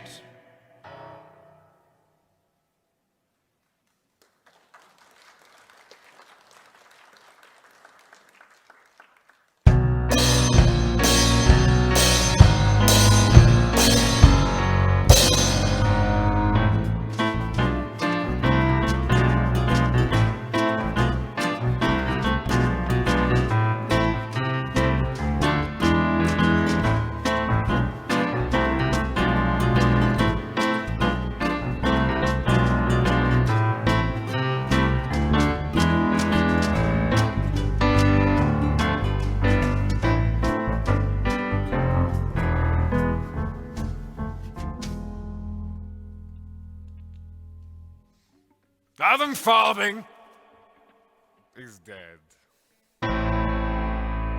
This is not what I expected to happen. Nor did I expect the police to be here investigating, getting in the way. First the lawyer, then his son, now the police. Though I suspect we don't need to worry about the son anymore. And I guess we don't need to worry about the lawyer much longer either. Perhaps things have turned out for the better after all. All that's left is for this detective to leave, and things can go back to the way they were. All this nonsense with the truce and the alliance will surely be at an end with the boy's death. The will never change, and these idiots will be back to murder in no time. This is perfect. What are you doing? Oh, you're supposed to be back to killing each other, yes? Oh, come on. We need to be able to trust each other. I was thinking the same thing. This is ridiculous! I've brought you these. What are they? Plans. Every scheme, every idea, everything I've ever thought of to try and kill you. They're all drawings. Yes. I didn't know you could draw. I found inventing new ways to murder you good practice. I suppose so. Oh, I remember this one. The trapdoor in the dining room with the conveniently placed spike underneath. Oh, and this one, when you put that deadly spider in my bathroom. Yes, whatever happened to him? Oh, the cat ate him. Well, so much for deadly. What about you? I need to know I can trust you. I never kept any of my plans. Then, tell me something you've never told me before. This is my favorite book. It was one of Mother's. I've read it more times than I can remember. I've always kept it secret from you.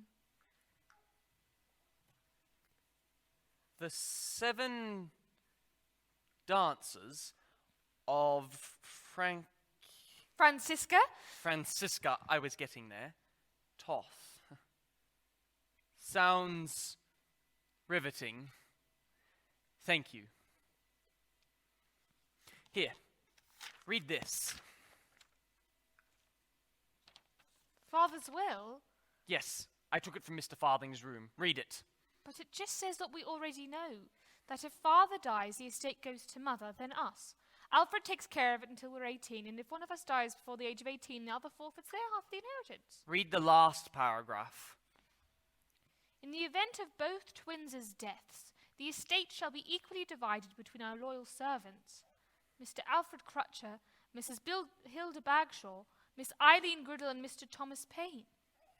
So they get the inheritance if we die. We can't trust anyone. I bet they're all after our inheritance. And I bet Mr. Farthing's in on it as well. That's why he wouldn't show us the will. But the servants, they've always looked after us. Lauralee, think about it. We've spent our entire lives trying to kill each other, and our servants have stood by and never spoken a word to discourage us. Now that the police are here, perhaps they'll have us turned in and arrested for Adam's death. I can't believe that Adam's dead. I spent so long devising methods of murder that I'd forgotten what it meant for someone to actually die. Oh, there you both are. Thank you, Alfred. Mr. Crutcher? Yes, of course, Mr. Crutcher. Now, if you don't mind, I would prefer to speak to the twins alone. Thank you, Detective Inspector Skinner, but as they are minors, and I am their guardian, I shall remain for the duration of the interview. Very well. Now, I have to ask you both a few questions. Like an interrogation? More like an investigation. We, the police, that are investigating your... castle? Manor? Your manor, yes, of course. Now, as everybody knows, murder's a crime we all take very seriously, so naturally they sent the best to investigate. Are they running late? No, they. Very funny. Now, back on topic. Where were the two of you at the time of the explosion? We were together, in Ovid's room. Doing what? We were just talking. We were there for only 5 minutes or so before we heard the boom. What boom? The boom. When the piano exploded. Oh, yes, right. Of course, yes. Makes sense. And what happened after that? Well, we ran downstairs to see what had happened. Hazel was screaming for Nurse Griddle, who came straight away. Followed by Mr. Farthing. Mr. Farthing? Yes, Bernard Farthing, our family lawyer. He's drawing up an inventory. What about his wife? Well, Adam said she died 16 years ago. Could you elaborate on that? Detective Inspector Skinner, I don't mean to intrude, but is this really relevant to the matter at hand? No, I suppose it isn't. Oh. I'll get back on topic. Apologize. Now, Adam, yes. When did the two of you last see Adam alive? I saw him this morning at breakfast. We went for a long walk down to the village in the afternoon. Not long after we arrived, he said he had something he needed to do, and he made his own way back. Something he needed to do? Do you know what it was? Could it have had anything to do with his mother, per se? Detective Inspector Skinner, I hope you don't think it rude of me to interrupt, but please stick to relevant questions, or I'm afraid I will have to ask you to leave. Yes, I am sorry. I do apologize, Mr. Crutcher. I will get back on topic. What happened? The piano, yes, the piano. Do either of you play the piano? Yes, I do. I've never touched it. And it's never exploded before? Well, obviously not. Well, then why did it explode? I believe I can answer that, Detective Inspector Skinner. The piano is an antique. It was purchased more than a century ago by Lord Orinoco Thornthwaite and was made by London instrumenters Fob and Swine. A fascinating musical history, but I'm not... The piano was bought at a time of experimentation, where each piano maker had his own quirks. Fob and Swine had an especially eccentric idea that the piano's sound could be made more dramatic by filling a hollow chamber in the piano's lid with a mixture of sulfur, charcoal, and potassium nitrate. Gunpowder! Some pianos are filled with gunpowder. This was the only one. Okay, yes, Why did it only explode now? Unlike Master Thornthwaite, Adam Farthing has had a rather enthusiastic style of playing. I did plead with him to abide by our rules, to stick with somber, respectful pieces, but he was a hot-headed boy. I imagine the vigorous ham action inside caused a spark and bang! The whole thing went up. Yes, it does shed some insight onto the topic. But, given that somebody has in fact died, I'm still going to look into the matter with great importance. Of course. Now, back, Lauralee, I believe you were close to Adam Farthing. We weren't that close. We only knew each other a day or two. Okay, and in that day or two, did he happen to mention his mother Ruth to you at all? You keep bringing that up. Well, yes, but it's... Detective Inspector Skinner, I did warn you. Yes, you did. And I do apologize. I don't know what it is. I think perhaps we will end the interview here. I think you have all the answers you were looking for, don't you? Yes, I suppose I do. And given that I've interviewed everybody, I will make my way back to the station. Let me show you out. Right. Inspector. This way. The way we came in, yes, makes sense. What's Skinner up to? I don't know. But don't you think we should tell him about the other attacks? About the bees? Well, where would we go to see him? Well, the police station, of course. If we hurry, we can catch a ride with him. No, we can't. The servants will see us, and they'll suspect something is up. We'll walk then. Walk? All the way to Little Fledgling? It's only an hour or so. Oh, only an hour or so. Yes, and we can go to Bagshaw's End, see if there are any clues there, and... And what? And I can go to the library and see if there are any other books by Imelda Gaunt. Books? We're going all the way to Little Fledgling for books. Yes, come on. Okay.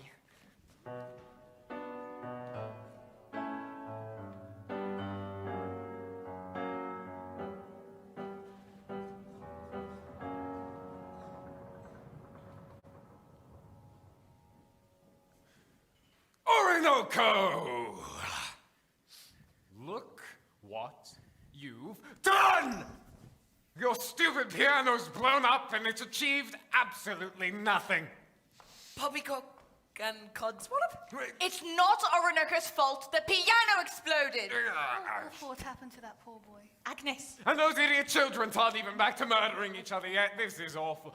Martha, where have you and Mycroft been? This is a matter of greatness importance. Yes? He won't listen to I reason. knew this would happen. I knew this would happen. It's all coming to an end. What are you talking about, Agnes? What's all There's a trooper on the parapet. Get down. He's holding the wormwood. Hello, Allegro. Frederick, please, I beg of you. Mycroft, why are there two of you? You sent me away into the darkness. You were too scared to face your mistakes. It's over.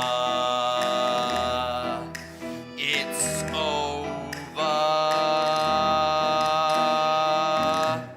Who are you? What's going on? Frederick, please. You thought that I would be harmless, but I'm a Thornthwaite, not a fake. It's over.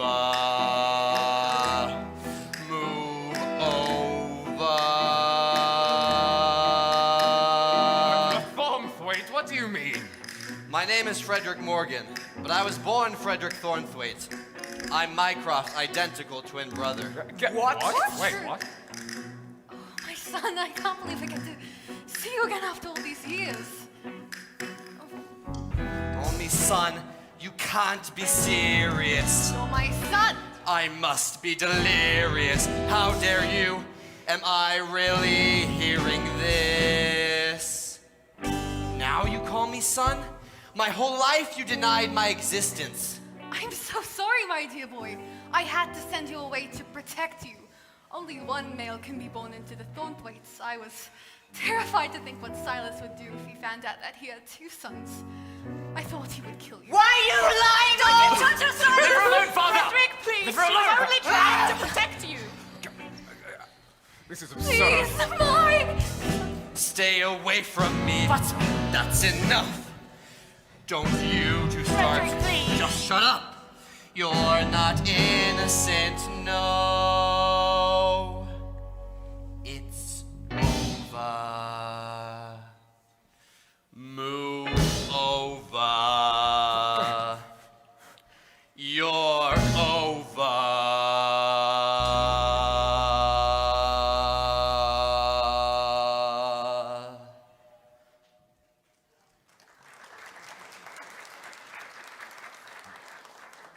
So you mean to tell me that you two knew about him this entire time? We found out shortly before we died. And you didn't think to tell me? We knew how you'd react. This is not something we're hoping to avoid. You see, Frederick was involved in a... I was involved in a plot to kidnap Mycroft and take his place. As you can see, we look exactly alike. Being an identical twin has its benefits. I was knocked out when I went to a meeting in the village. His accomplice, Ruth Farthing, had me locked up in a hut for days. She was meant to kill you. The rest of the plan was going fine until Martha found me out and poisoned me. I did not poison you. Of course it didn't take me long to work out you weren't my husband, but I didn't kill you. I was framed. A likely story. But if Mycroft wasn't poisoned, then who killed him? Ruth? No, it was Frederick. He pushed me off Devil's Leap. What? I did nothing of the sort. Who then? Did you never realize there was a third person involved? Wait, who? Tell us. Tell us. Oh, I can't wait to see your reactions when you find out. Not one of you saw that coming, did you? No. Yes, I rather think there will be a few changes around here soon. Frederick, wait! You have to tell us more? Mates, get back here!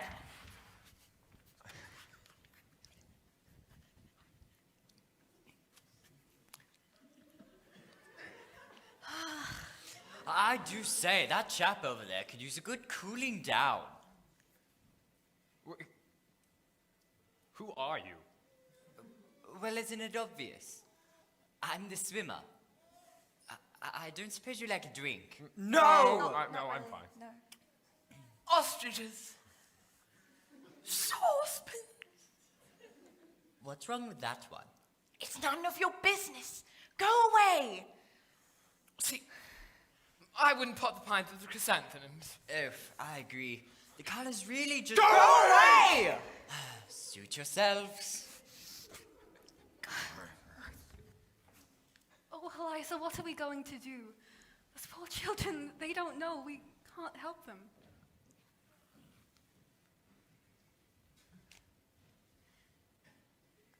I don't know, Agnes. I just don't know.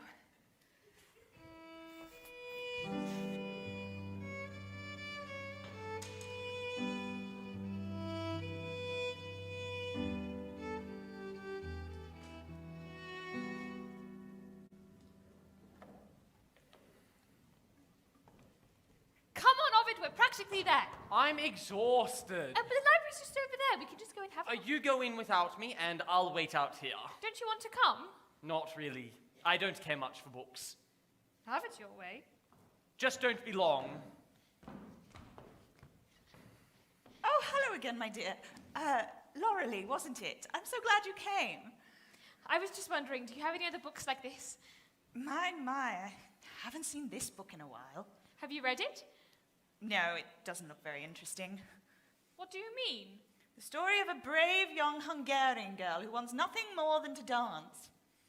Doesn't sound like much of a book. But it's a beautiful story.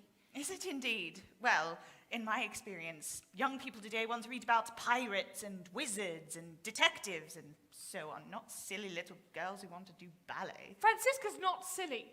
It's my favourite book in the world. Your favourite book in the world? Really? Yes, I love it. Except for the ending. You wish it had a happier ending. So you have read it? My dear girl, I wrote it. Laurelie, have you finished yet? Ovid, this is Imelda Gaunt. I mean, Miss Wilde. What is your real name? Wilde is my real name. I wrote under Imelda Gaunt because I was scared of the world hating my story. In the end, it was ignored more than hated. Like Francisca, I tried and I failed. Laurelie, do I have to remind you why we've really come to the village? Failed? But my friends told me this book has made you rich. Your friend?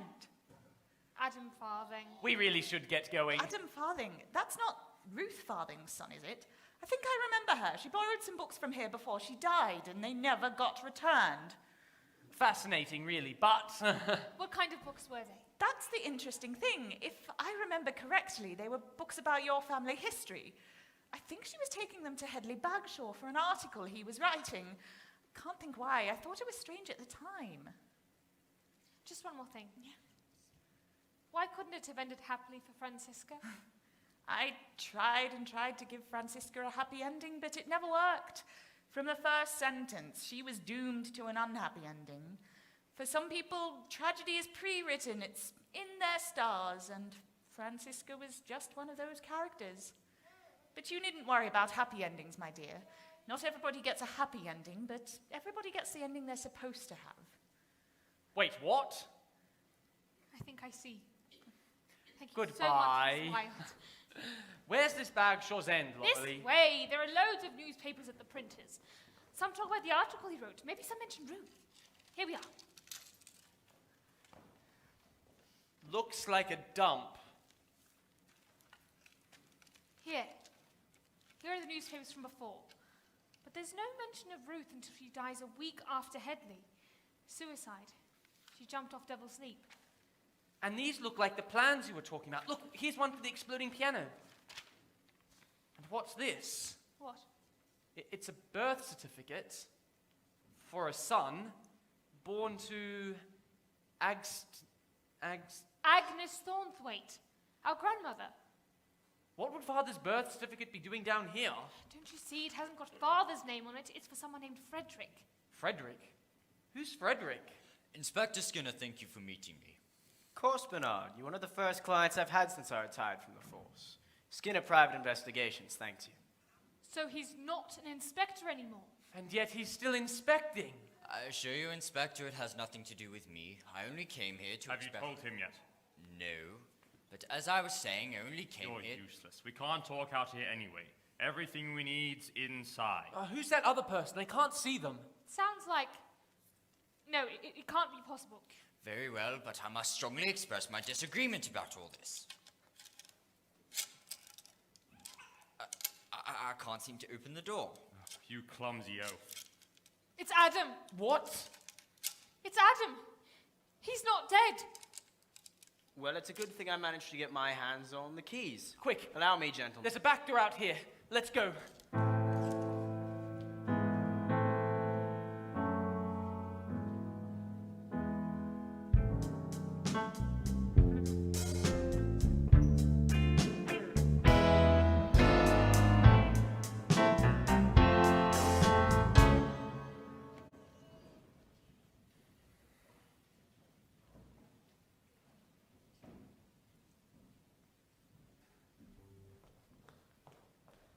They were all pretending. Mr. Farthing, Skinner, Adam. But what did they gain from pretending he was dead? Well, it gave Skinner an excuse to come in and snoop around. I suppose so. What on earth are you doing? Trying to find enough keys to make an octave or two. Even though the piano's been blown up... Really, Ovid, I don't think this is the time to be messing around with it.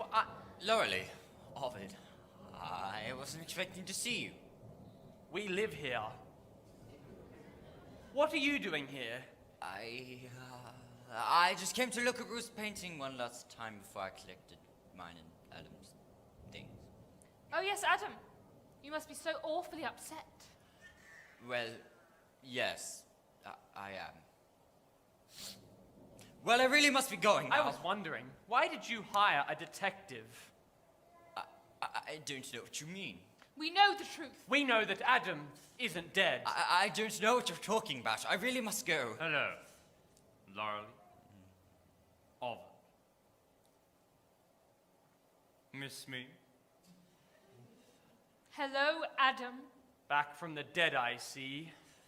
Son, it's time to leave. I'm sick and tired of running canes. I've stopped running. Now you do the same.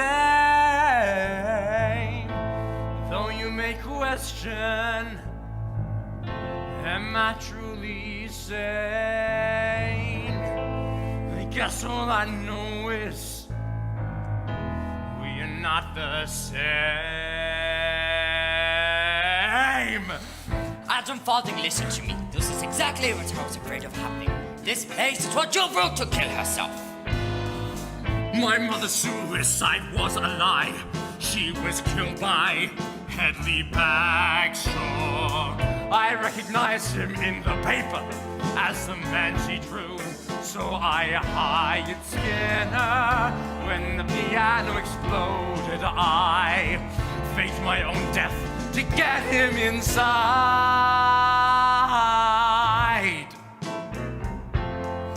Wait, so it was you who hired Skinner, not Mr. Adam, Thornthwaite? what a stop to this, right? Father, you've always been in my way, so just go away! Step aside. Now you finally see that I was right. Right about that night, she was killed. My mother loved me, she would not go. Now at last I will finally know.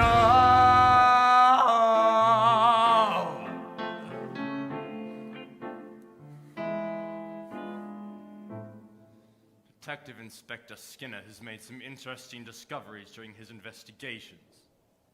Discoveries that will prove that Hedley Bagshaw was involved in my mother's death, and that your family were involved as well. What? Why on earth would our family have anything to do with her death? And what's this evidence that you're talking about? Detective Inspector Skinner, I don't think... I'm afraid, Alfred, that I must insist. I believe I may have discovered who killed Ruth Farthing. Who was it? Who killed my mother? Adam Farthing? Inspector Skinner, please. This is no place... Quiet, you interfering buffoon. Let him talk. I need to know.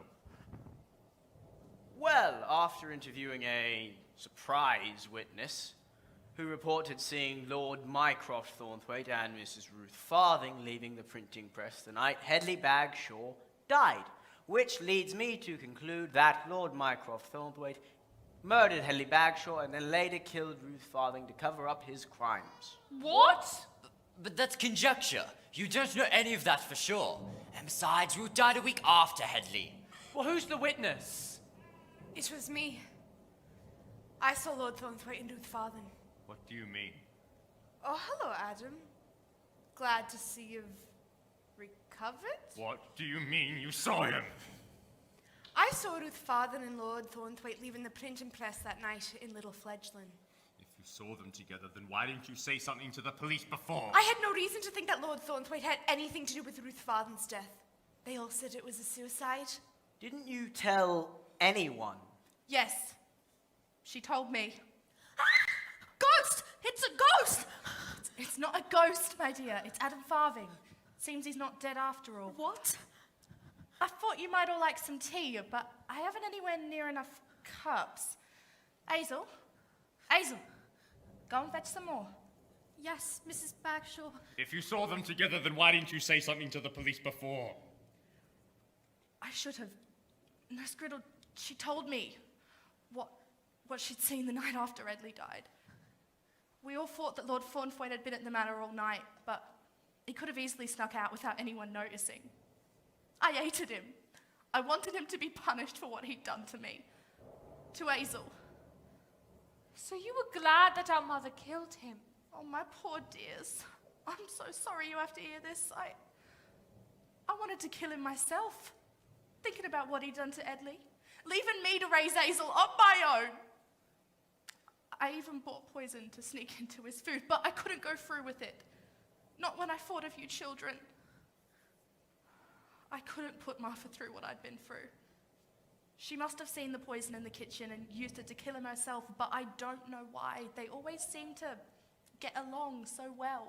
So if you hadn't bought that poison, our mother might not have killed our father. I'm so sorry. Don't blame Mrs. Bagshaw.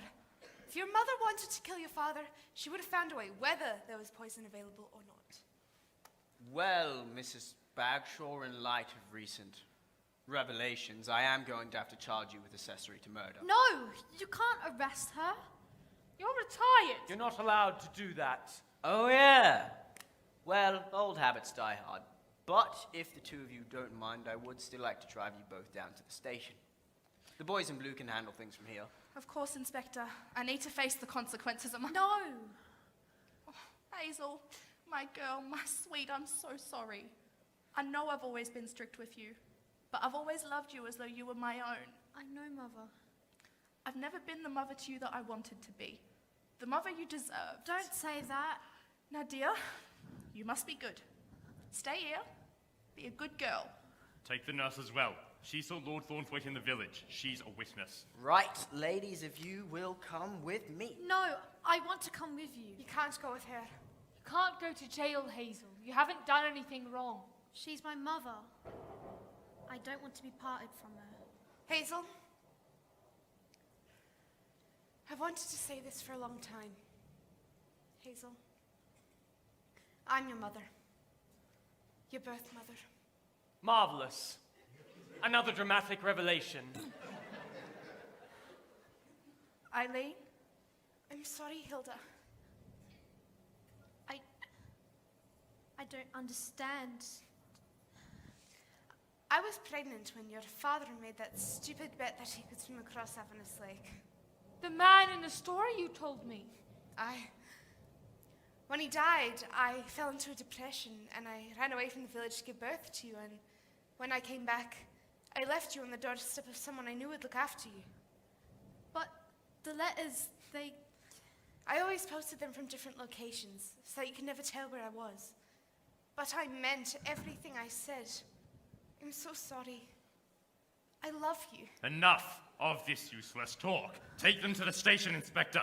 Right, Nurse Griddle, Mrs. Bagshaw, if you both will come with me, I'd rather get out of here before the storm gets underway.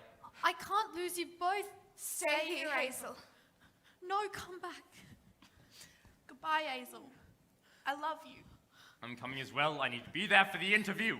Just my way. Adam Farthing, stop. You can't just... I do apologize, young master and mistress. That all must have been very distressing for you. Certainly all very unprecedented. Are you all right, Hazel? Yes. I think so. I think perhaps I shall go and make sure everything is being taken care of outside. And I guess I best go and get dinner started.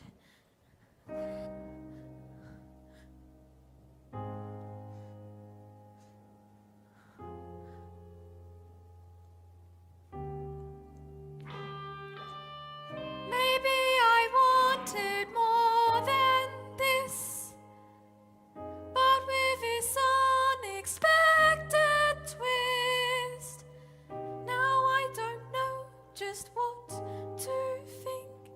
I feel like I'm on the brink. I had someone, now I've two. Now what to do? Everything has changed. Maybe I wanted more than this. Maybe I wanted another twist. Maybe I needed another choice. Now I've heard my real mother's voice. Now it's not just me.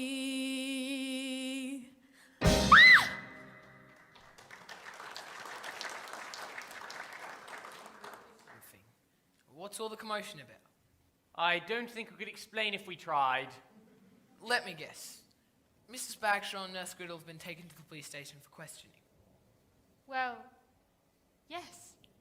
Probably something to do with Elliot Bagshaw's death, or Ruth filing suicide, seeing as Adam isn't dead anymore. Something like that. And Nurse Griddle is Hazel's mother. Did you know that? I'd be lying if I said it hadn't occurred to me. I remember when Nurse Griddle's fella drowned and she left the village. It wasn't too much later. Hazel turned up at Mrs. Bagshaw's doorstep.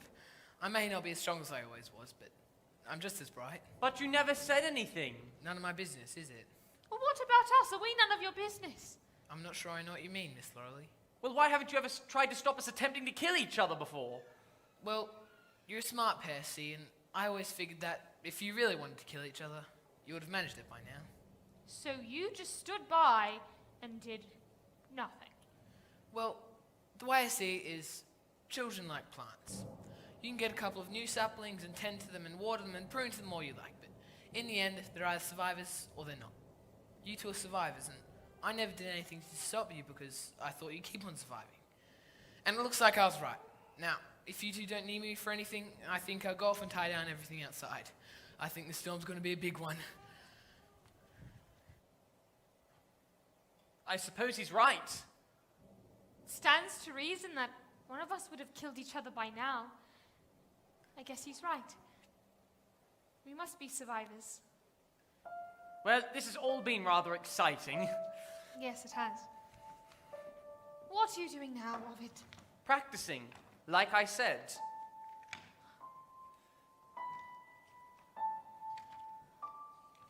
What song are you playing? It's a tune I found written in the back of one of Mother's old music books. F, D, E, A, D. Why are you saying the notes aloud? Can't you read sheet music? No, not really. I can't read at all. What? You can't read? No. I find it very difficult, words or music. That's why I'm always practicing the same two piano pieces you're always complaining about. It takes me such a long time to learn them that I never bothered learning more. I never realized. Why would you? It's not like we talk, and we were always tutored separately so we wouldn't, kill each other. It's why I much prefer drawing. I'm sorry, Ovid. I didn't know. Seems there's a lot we don't know about each other. Yes. F, D, E, A, D. I'm rubbish at numbers. Sorry? Numbers, maths. I can't get my head around it. Every time I see them, they get all jumbled and... Let's just say my miscalculations have saved your life countless times. Really? Laura Lee, I don't suppose... Dead! Sorry? The notes in the song you were playing, they spell dead. Mother wrote it, you say? Yes, it's a tune I found in the back of one of her music books. Maybe it's a message from her. F-D-E-A-D, F dead. Father dead? But why would Mother write father? Wouldn't she just say Mycroft? Not if it was a message for us. What was the name on that birth certificate? Frederick, wasn't it? Yes. Frederick dead? And this next bit, A-C-B-A-D. AC bad. It's like she's trying to warn us about something. Or someone. But what could AC stand for? Alfred Crutcher! Where's Alfred? We've got to find Hazel. Right here. Alfred, what are you doing? A more pertinent question would be, Alfred, what have you done? Lower your weapon and explain yourself. I'm afraid, young mistress, I cannot lower my weapon, but I shall explain myself. Before I do, however, I would like you, Ovid, to sit down and continue your never-ending game of chess. Laura, would you be so kind as to tie Hazel to the piano over there? You will notice that the gun is not pointing at either of you, but at young Hazel. I shall have no hesitation in firing if you do not oblige me. Thank you. Once you're finished, you may join your brother. Be sure to take good hold of the chess pieces, or I will be forced to kill dear, sweet Hazel. Alfred, what's going on?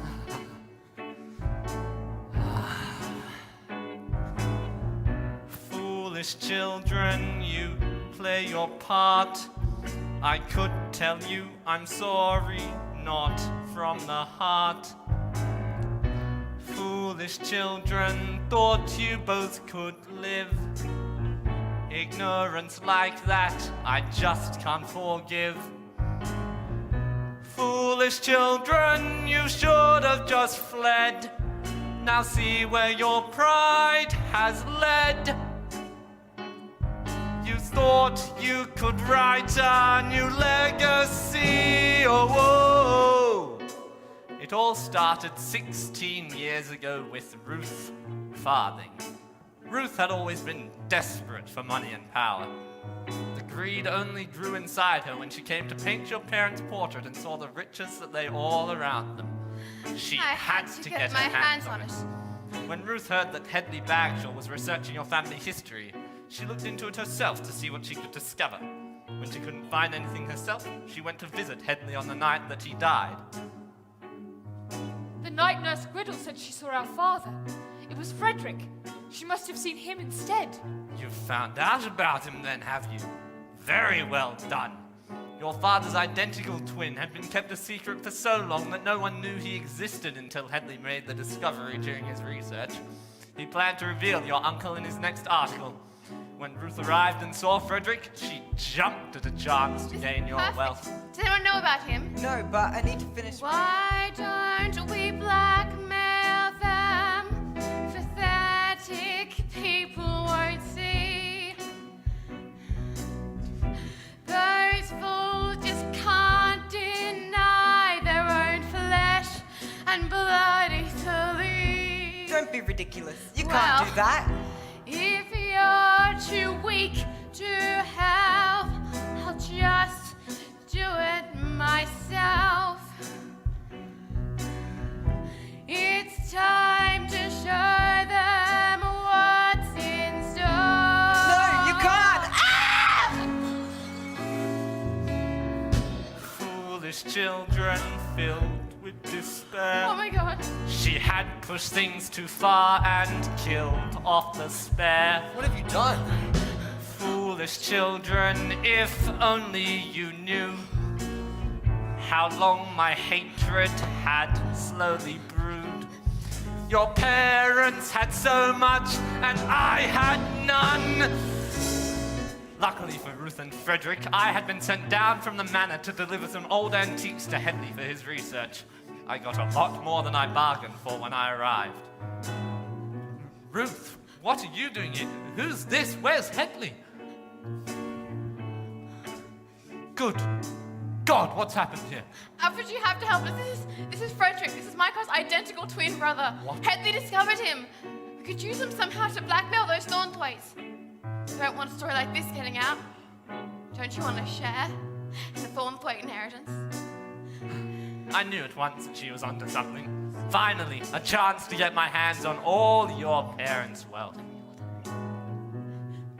You were involved from the very beginning. Indeed. I soon came up with a plan and explained to them what I had in mind. I'm not sure that this is the right thing to do. It's illegal. Ugh. You've got to help us, Frederick. You've been cheated out of your birthright. What have the Thornthwaites ever done for you except deny your existence and keep you from your inheritance? You're right. I grew up in a poor home, never knowing who my real family was, while they were off living like kings. All right, I'll help you then. I'll do it. And now we're set. And so, preparations began for Frederick to take your father's place. Take his place? I drove Mycroft to dinner in the village a few days later. When he walked out of the restaurant, Ruth knocked him out, and we dragged him into the boot of her car. I drove Frederick home as the new Lord Thornthwaite. Once he was in position, he would distribute the wealth between the three of us. That's terrible. Is it? Do you think you deserve these riches by virtue of your surname? You think your ancestors became rich by playing fair? What about our father? What happened to him? Ruth was supposed to kill Mycroft, but despite everything she said, she turned out to be too weak. She lied to me to hide her failure. He's dead. I threw him off Devil's Leap. His body shouldn't turn up for weeks at least. Give us plenty of time to get the money and to go. When are you going to give us our share of the inheritance? When I'm ready. You don't want to raise any suspicion, do you? He was taking too long. I thought he might turn me in, so I had to get rid of him. I overheard Nurse Griddle and Mrs. Bagshaw talking about the night that Hedley died. Are you sure it was Mycroft you saw? I'm certain it was him. He must have killed Hedley. How could he? Why? I don't know. I'm sorry. I was delighted when I saw that Mrs. Bagshaw had bought some poison. I thought she'd save me getting my hands dirty, but the spineless woman couldn't follow through. So, I came up with another plan. When Mrs. Bagshaw was away, I knew that Martha would prepare the dinner. I took the poison myself, and when I delivered the plates, I slipped some into Frederick's meal. I made sure to set up all the evidence to make it look like your mother was the one who'd killed him. But if neither you nor Ruth killed our father, is he still alive? Ha! I'm afraid not. You see, Ruth had been thinking too much about the night that Henley died, and she began to feel guilty about all that she'd done. So, on the night that Frederick died, she snuck into the manor and wrote a secret message, the one you've just decoded, in the back of your mother's music book, hoping that she would see it. But when she realized that I'd killed your mother... You killed her? But our mother's death was an accident. You can't predict when lightning's going to strike. True, but you can put the highest lightning conductor in an area where a storm is predicted. I knew that your mother could never stand to leave a phone ringing, so I arranged for someone to call her that night. When Ruth heard what happened, she ran to tell Mycroft. Little did she know, I followed her back to the hut to see what she was up to. You'll imagine my surprise when I saw your father still alive! Oh, Mycroft, I'm so sorry. There's so many terrible things. Let me go at once, Ruth. Must go and stop my brother. There's no point now, he's dead. They're both dead. But wait, who else has died? Martha! Martha's dead! Martha. Ruth, listen to me. You have to let me go. I must go and look after my children. You have a little boy, don't you? Surely you must understand. Yes, I understand. I can't live with this anymore. Let me go. Thank you. Thank you. Now, Ruth, do be careful. You're quite near the edge. You might. Fall? Don't worry, Mycroft. I won't fall. I'll jump. What? But no! I saw my opportunity to rid myself of them both, and I took it. If you wanted our inheritance so bad, why didn't you just kill us as well? I tried to, but Nurse Griddle arrived before I could. Alfred, what are you doing here? I'm just checking on the twins. I assume you heard about Martha. Foolish children, easy to play. I planted seeds of murder in your minds every day. Foolish children, I started it all. I just had to wait for one twin to fall, and then everything would be mine!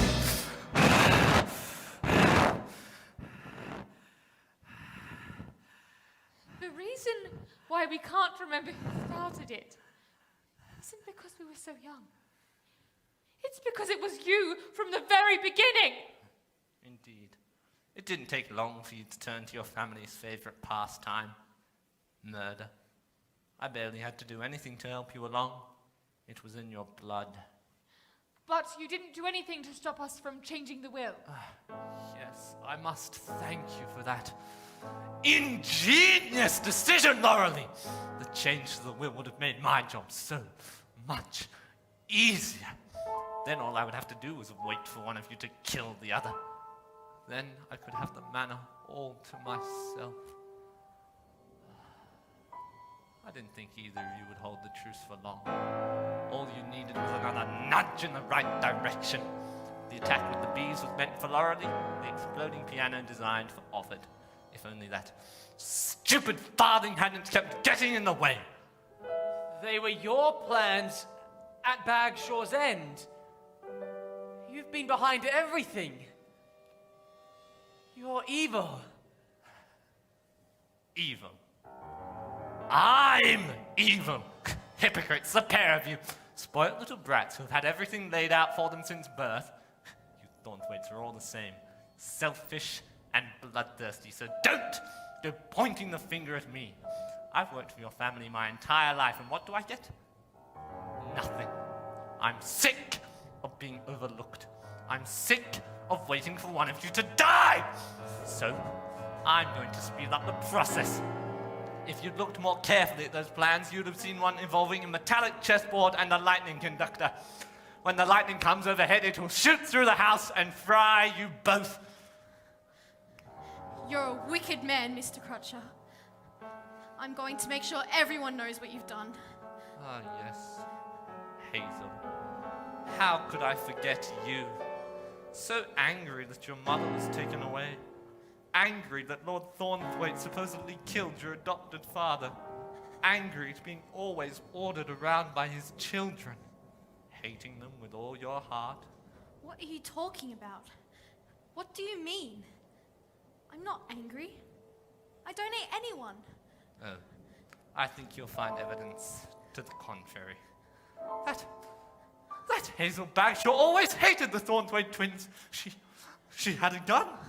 I saw her myself. She wanted to take revenge on them for what happened to her father all those years ago. You'll find that all pieces of evidence pin their murder squarely on your shoulders. You'll never get away with this. Oh, I rather think that I will. No, you won't! Ah! You stupid girl! You're going to have to try harder than that if you want to stop me. You murdered our parents! You would have turned us into murderers as well! You were born murderers! You're Thornthwaite, it's in your blood! I wanted to make this neat, but if you insist on making it... Ah!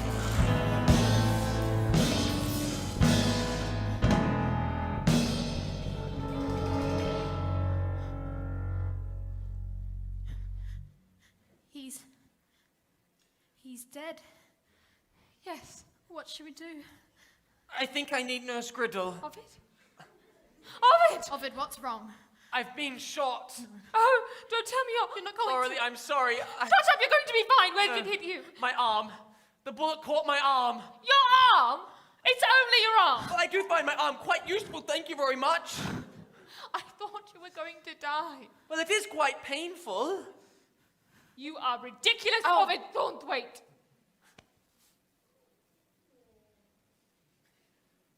Does this mean the truce is back on?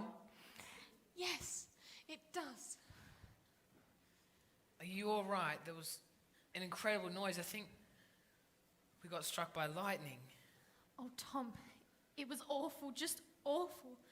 Alfred came in with a gun and he was telling us all about how my father and Adam's mother and Lord and Lady Thornthwaite and Lord Thornthwaite's secret identical twin brother died 16 years ago. And I was in behind it all, behind all the strange things. And he set the chessboard up to attract the lightning so he could have the inheritance to himself. And I threw the tea in his face and... And I've been shot! Only in the arm. Yes, but still, it hurts. Alfred's dead, Tom. He was touching the chessboard when the lightning struck. What should we do?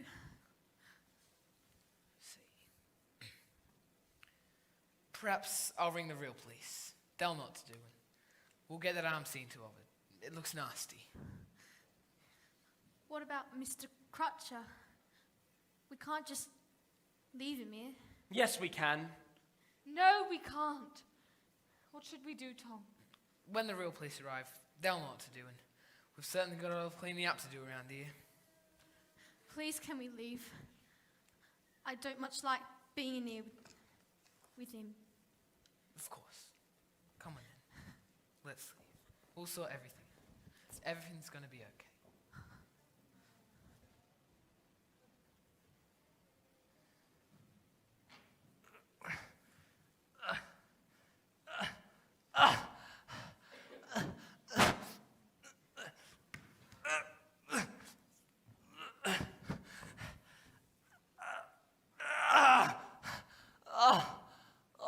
What an awful headache.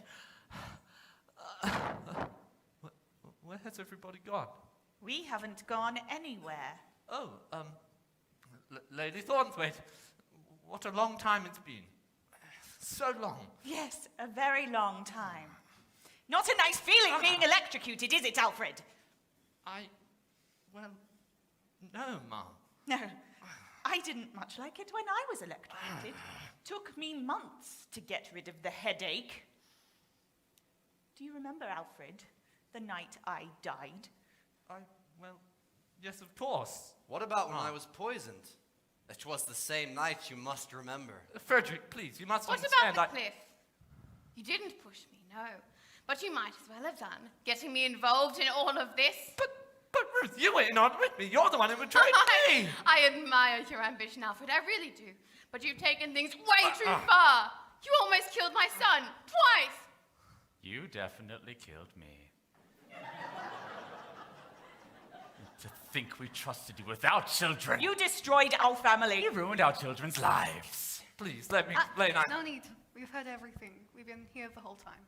There's no use trying to protest your innocence. I really must be off. Not ever tread my sweet, sweet daisies. You won't be going very far. Nothing stands between a Thornthwaite and their inheritance. Look who's stupid now. It's you. Please! 'Cause now you're dead. With no one left to turn to. So here you'll stay. Else to go.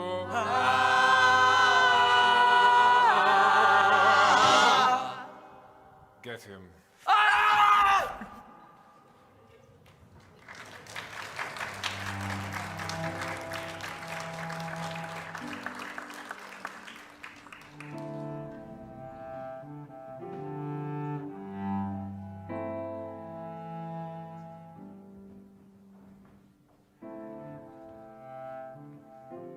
Write all those things down for Christmas, Hazel. I think I've got them all. Oh, we should celebrate Halloween as well. What's Halloween? It's where you get to dress up and eat lots of chocolate. Oh yes, we've never had chocolate before. Dressing up? That sounds a bit stupid. Don't be silly, Ovid. If you keep being so negative, you'll never make any friends at school. Do we have to go to school? There are so many people. Oh, hush, we have to go to school. Little Fledgling Secondary School has a fantastic library and an excellent art program. I can't wait to meet other people our age. Oh, do you suppose they have a cooking program there as I'd like to learn? Hello there. Does this mean the new will is finished? Yes, it does. About time, too. You know, it would have been a lot faster if your son hadn't come and gotten all our servants arrested. It's only lucky that they were released. Yes, Now, that's quite enough, thank you, Ovid. I don't know why you wanted to keep the new will anyway. We're friends now, aren't we? Of course, but Mr. Farthing was already halfway there, and it seemed a shame to stop him. Besides, now it gives us more incentive to stay friends. Quite. Well, if you don't mind, I think I'll go wait outside for Adam to come and get me. Come and get you? Yes, he's just gotten his driver's license. He should be... Hello. I'm here. Adam, I told you to wait outside. Just wanted to come in and talk to Laurelie and Ovid about Alfred and my mother. What did he say about my mother? It was really awful, Adam. It turns out that She was pushed by Alfred. He pushed our father and your mother off the cliff. You were right. She didn't commit suicide. She was murdered. Is that what he said? Yes, exactly. It's marvelous. What? Do you know how long I've waited to hear that? My mother didn't kill herself. But that's... Mom didn't kill herself. I was right. It's really great, son. Thank you for telling me of it. Laurelie, I was wondering if... Ah, look, the food's here. Adam, Mr. Farthing, would you like to join us for supper? Oh, well, we wouldn't want to... Actually, pose. I would like to. But if it's all right with you, Laurelie. yes. I suppose so. Alright, everyone, the telly's been fully installed. What about the phone? Oh, yeah, right here. Plugged in with a new phone number and everything. Shall we watch TV after dinner? Oh, definitely. I love to see them happy. It's a pity Adam didn't get his way, but... I suppose we don't always get what we want. It's marvelous, isn't it, Allegro? Yes. Marvelous. I suppose this is the end of the Thornthwaite dynasty, then. I rather like to think it's the beginning. Yeah. Speaking of the phone, I was wondering, who was it that called Mother the night she died? I believe they found it to be a wrong number. Really, Ovid, stop being so gloomy. But it can't have been a wrong number because Alfred said he arranged for someone to call. What are you saying? What if Alfred still has an accomplice out there?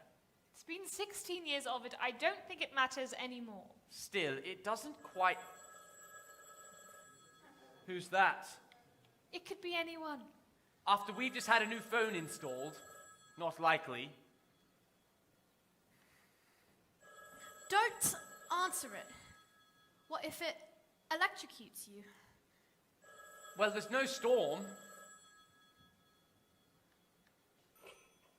Hello?